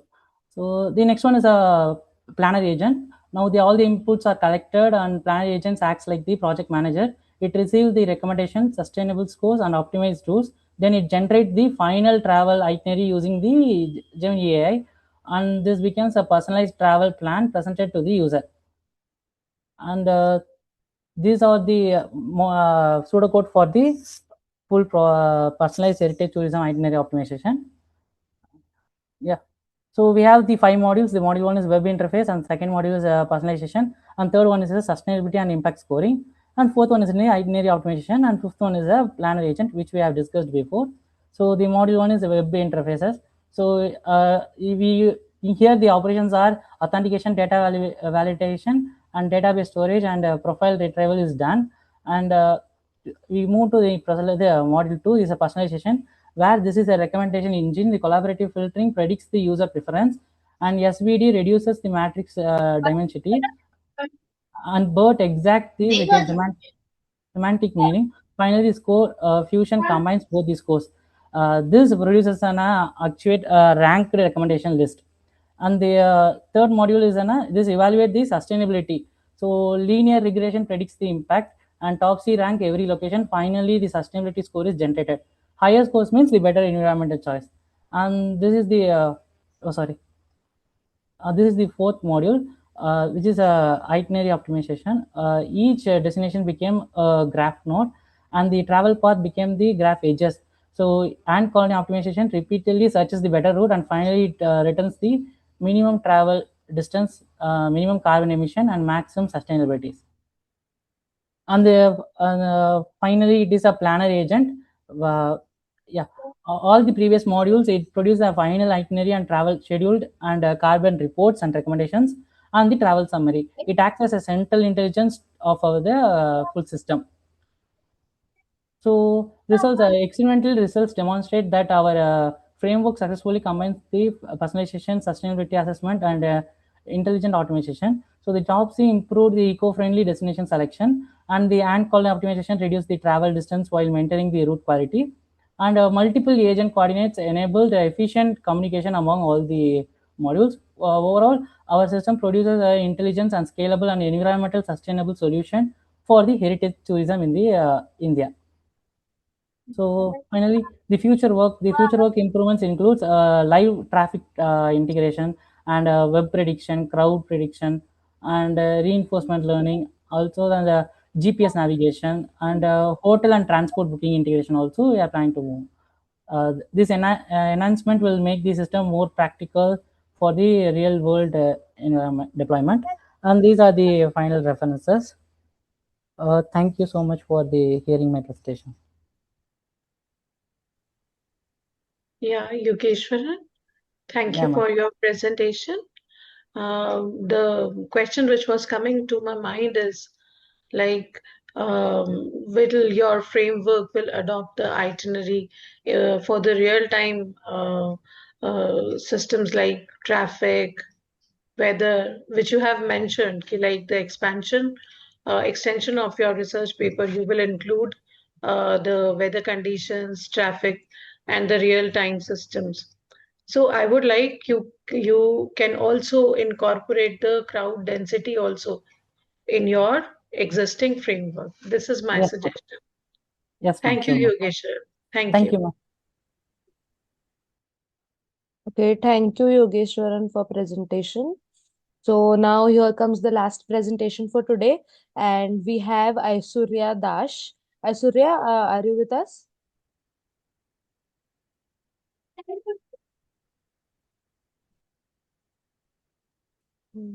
One second, let me check.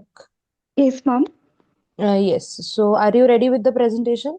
Yes, ma'am. Yes. So she is here to present her paper titled as The Role of AI in Teaching Ecofeminist Cultural Memory, Educational Insights from Selected Indian Mythology, Feminist Fiction and Film. So you can start your presentation. Yes, ma'am. 1 minute.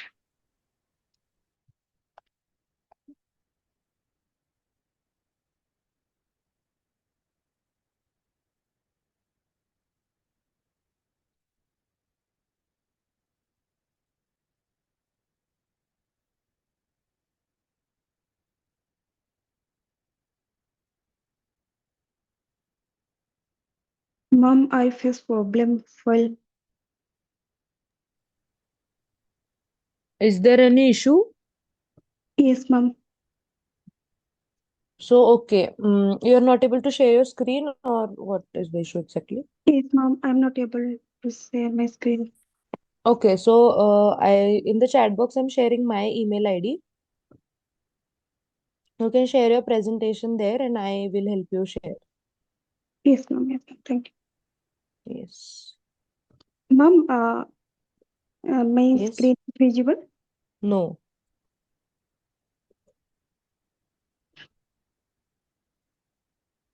Here's my mail ID in your chat box. You can share the presentation on that Yes, ma'am. quickly. Just a minute.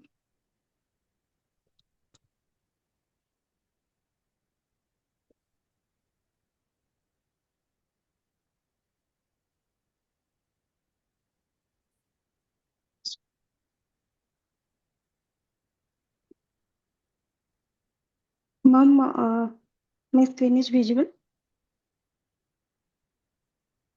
No, it is Hello, not ma'am. visible. Okay, ma'am, I'm sharing. Yes. Have you shared, Aishwarya? Yes, ma'am. I'm sending.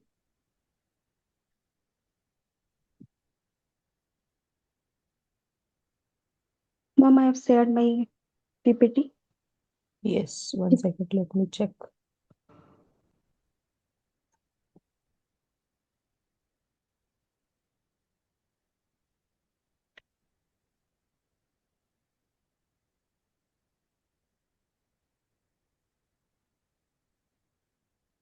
You have shared the PDF actually, but that's fine. I'm present there.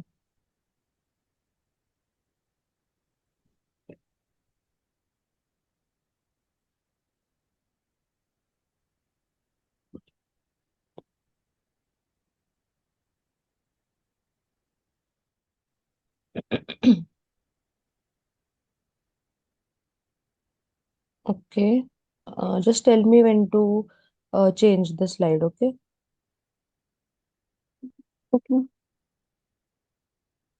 Yes, here is the presentation. You can start. Yes, ma'am. Good afternoon, everyone. I am Aishwarya Das from Liberal Studies, KIT University, Odisha. So today I am going to present my paper titled "The Role of Artificial Intelligence in Teaching Ecofeminist Cultural Memory," with educational insights from selected Indian mythology, feminist fiction, and film. So before discussing my research in detail, I would like to introduce the background and significance of my study. On next slide. So this is my introduction. So today, artificial intelligence or AI is changing the way we teach and learn. It makes our education more interactive because students can learn through digital tools. They can access study materials anytime and anywhere they want. AI even supports personalized learning by helping students learn at their own pace. Like students can use ChatGPT or other AI tools to understand a difficult topic, summarize a chapter, or ask questions whenever needed. Although AI is used widely in science, technology, engineering, and mathematics, but its use in humanities subjects like literature, history, philosophy, cultural studies is still quite limited. So we use AI to solve mathematical problems or write computer programs, but it is not commonly used to teach literature or mythology. So here I can say this is one of the reasons for that I wanted to explore AI in humanities education. Humanities education is important because it teaches us much more than facts. It helps us think critically, understand different cultures, develop ethical values, and become responsible members of society. This study is based on ecofeminism theory, which explains that women and nature are often exploited in similar ways. Like we say, forests are destroyed for human benefit, and at the same time, women face discrimination. Uh, so here, ecofeminism sees these as connected forms of exploitation. It also encourages us to respect both women and environment and to work towards equality and sustainability also. So another important idea is cultural memory, which means the traditions and beliefs, values that are passed from one generation to another through stories, books, and films. For example, the stories of Sita and Draupadi from mythological stories Ramayana and Mahabharata have been shared for centuries, and they continue to teach us important values even today also. Next slide. In Indian mythology, especially Ramayana and Mahabharata, we can see a close relationship between woman, nature, and moral responsibility. Sita spends many years living in the forest, showing a deep connection with nature. While Draupadi's story teaches us about courage, dignity, and justice. These stories remind us that beings should respect both nature and each other. Then modern feminist writers have retold these epics from women's perspectives. In the Forest of Enchantment by Chitra Vanachi Divakaruni, Sita tells her own story. In another fiction, place Palace of Illusions, Draupadi narrates Mahabharata from her own point of thoughts. Here, instead of presenting women as silent characters, these novels allow them to express their own thoughts and emotions, and they can take also decisions. The story includes Indian films also, like Kantara and Sarni, because films make these ideas easier to understand through visual storytelling. Kantara highlights the sacred relationship between forest and local communities. Similarly, Sydney shows how a woman forest officer works to protect wildlife while balancing the needs of people and nature. They show the importance of protecting nature and respecting indigenous communities. Uh, AI can make this storage more interesting as it provides digital archives, videos, translations, and text analysis tools that help students to understand complex narratives more easily. We can use AI to compare different versions of Ramayana, identify common themes, or understand difficult passages in simple way. So here, aim of this study is to show that AI can improve the teaching of Indian mythology, feminist fiction, and films. Here, AI has been used only as a supportive tool, uh, a, a- rather than it cannot replace teachers or students' own critical thinking. To understand literature and culture, always we require human interpretation. So, ma'am, next slide. Key concept. So here I have used three key concepts that I have discussed before. So first is artificial intelligence, which refers to smart digital technologies that support in teaching and learning. For example, if students are reading the Ramayana, they can use AI tools to get summary, compare different versions of the story, and understand difficult words. It helps teachers and students also, but it cannot replace the human understanding or interpretation. Ecofeminism is the second concept that I have used in my study. Ecofeminism is a connection between women and nature, arguing that both women and the environment have often been exploited in similar ways. So it helps us to analyze how mythology, literature, and films represent women, nature, and environmental responsibility. And uh, cultural memory keeps traditional and mythological narratives alive and helps connect the past with the present. So, ma'am, next slide. This is research gap. Um, Yes, most research on artificial intelligence in education focuses on science, technology, engineering, mathematics, but its use in humanities subject is still very limited. Uh, Many research have studied ecofeminist ideas in Indian mythology, feminist novels, but they mainly focus on literary analysis. They don't explore how AI can be used to teach these topics. Many studies discuss Sita and Draupadi for an ecofeminist perspective, but very few explain how AI helps students to understand these stories in their classrooms. Few studies also bring together artificial intelligence, ecofeminism, and cultural memory that I have used in my study. Uh, mm, uh, Another gap is very little. Another gap is AI can be used to teach Indian cultural narratives while encouraging students to think critically and to interpret the text on their own. Here, I will try to fill these gaps by exploring how AI can be used as a supportive teaching tool for Indian mythology and feminist fiction. At the same time, I have emphasized that AI should support learning where teachers and students remain responsible for critical thinking and interpretation. Then research Okay, object. Aishwarya, what you can do is you can summarize the rest of the slides because already time is up and you have more 10 slides.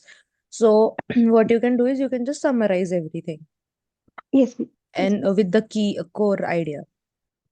yes, ma'am. Next slide. Research objective.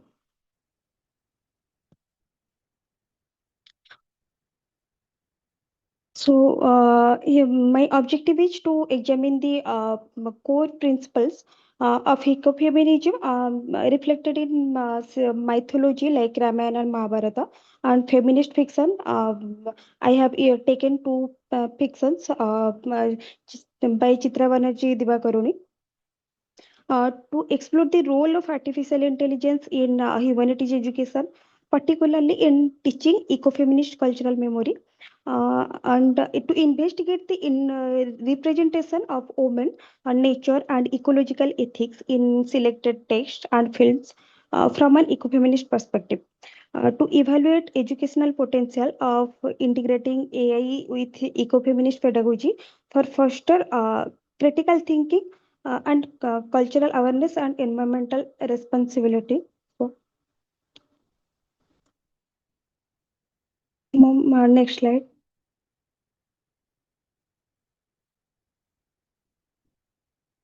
Yes, this is research methodology that here I have explained. The methodologies that I have used in my research to analyze the selected text and films. This research follows a qualitative and interpretive approach. Here I focused on understanding the meanings, ideas, and messages presented in the text. Rather counting how many times nature is mentioned, I analyzed for the relationship between women and nature presented in the stories. Mythology and feminist fiction and films as many I have used as primary sources. These include Ramayana and Mahabharata and the novels Forest of Enchantments and the Palace of Illusion and the films Kantara and Sarni. So to analyze this text and films, I used closed textual reading, thematic analysis, and visual analysis. My research is based on theoretical frameworks that I have discussed before. So here AI support teaching and learning. Students can use AI tools like multimedia resources to compare the storage of mythological books and feminist fictions. Next slide. Here is ecofeminist perspectives in Indian mythology. Ramayana and Mahabharata preserve India's cultural memory uh, uh, by portraying the relationship between women, nature, and moral responsibility. These two epics are not only religious or literary texts, they also preserve India's cultural memory.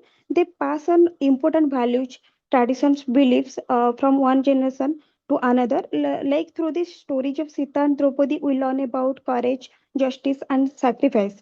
In Ramayana, we see Sita spends a large part of her life in the forest. Here we see nature shows her patience, strength, and resilience.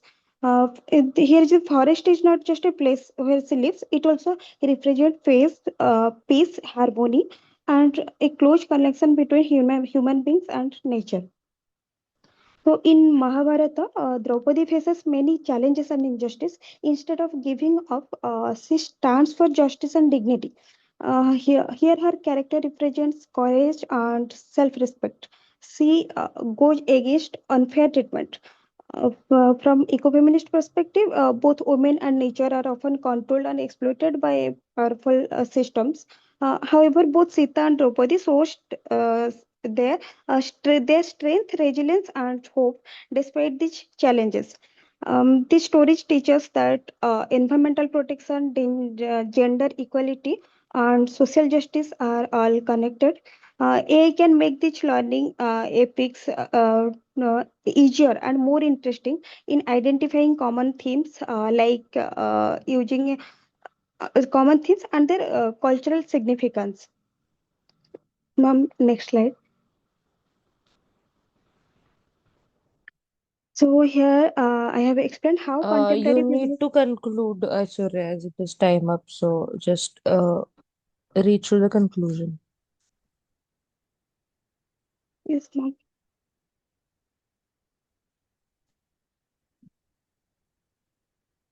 Ma'am, please show the conclusion slide.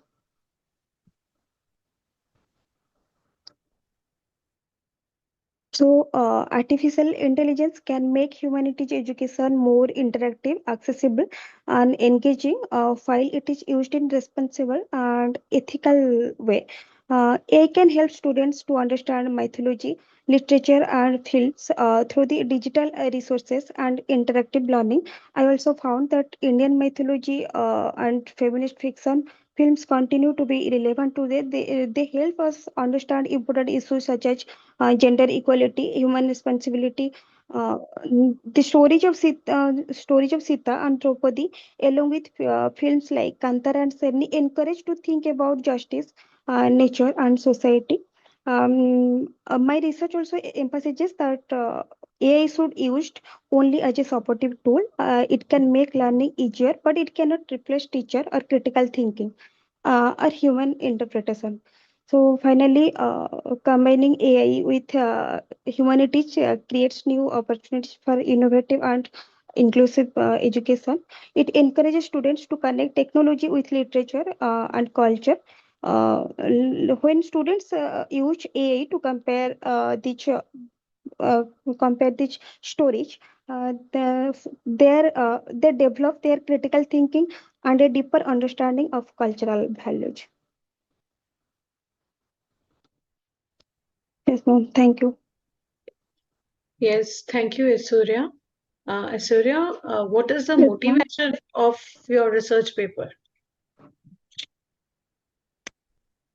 Ma'am, motivation is we use artificial intelligence to read or Like interpret what something. what means uh, um, you must have studied many papers Yes, on ma'am. this basis.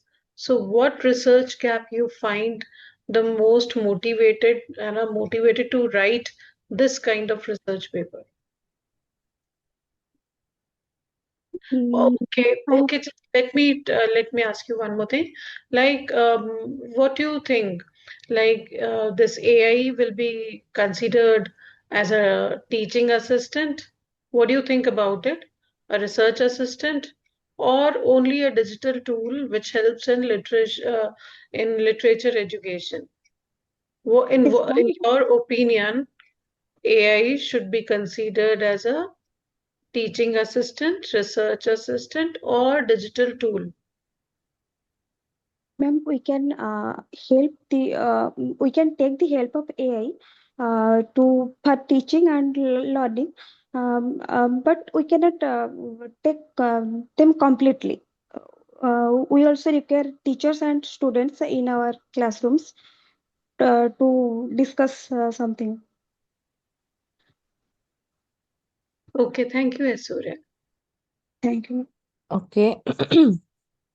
So this was the last presentation for today. Thank you so much, Asurya. So we have come to the end of this session, and I sincerely thank all our authors for their excellent presentations and their contributions, and all the participants for being an important part of this international conference.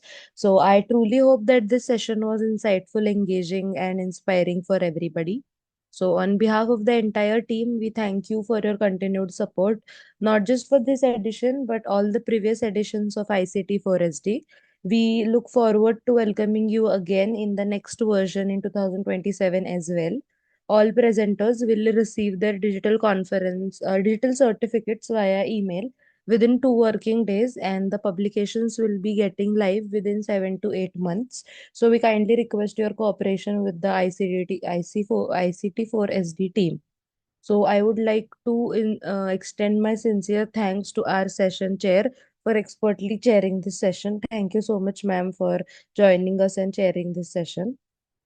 Thank you, Yashita. Yes, and this is a small token of appreciation on behalf of Team ICT4SD and Global Knowledge Research Foundation and partners. Thank you all once again for your valuable presence. And I think that before we officially wrap up, we should capture this conference as a quick memory. So please turn on your cameras for a group snapshot. So I request everyone to please turn on their cameras.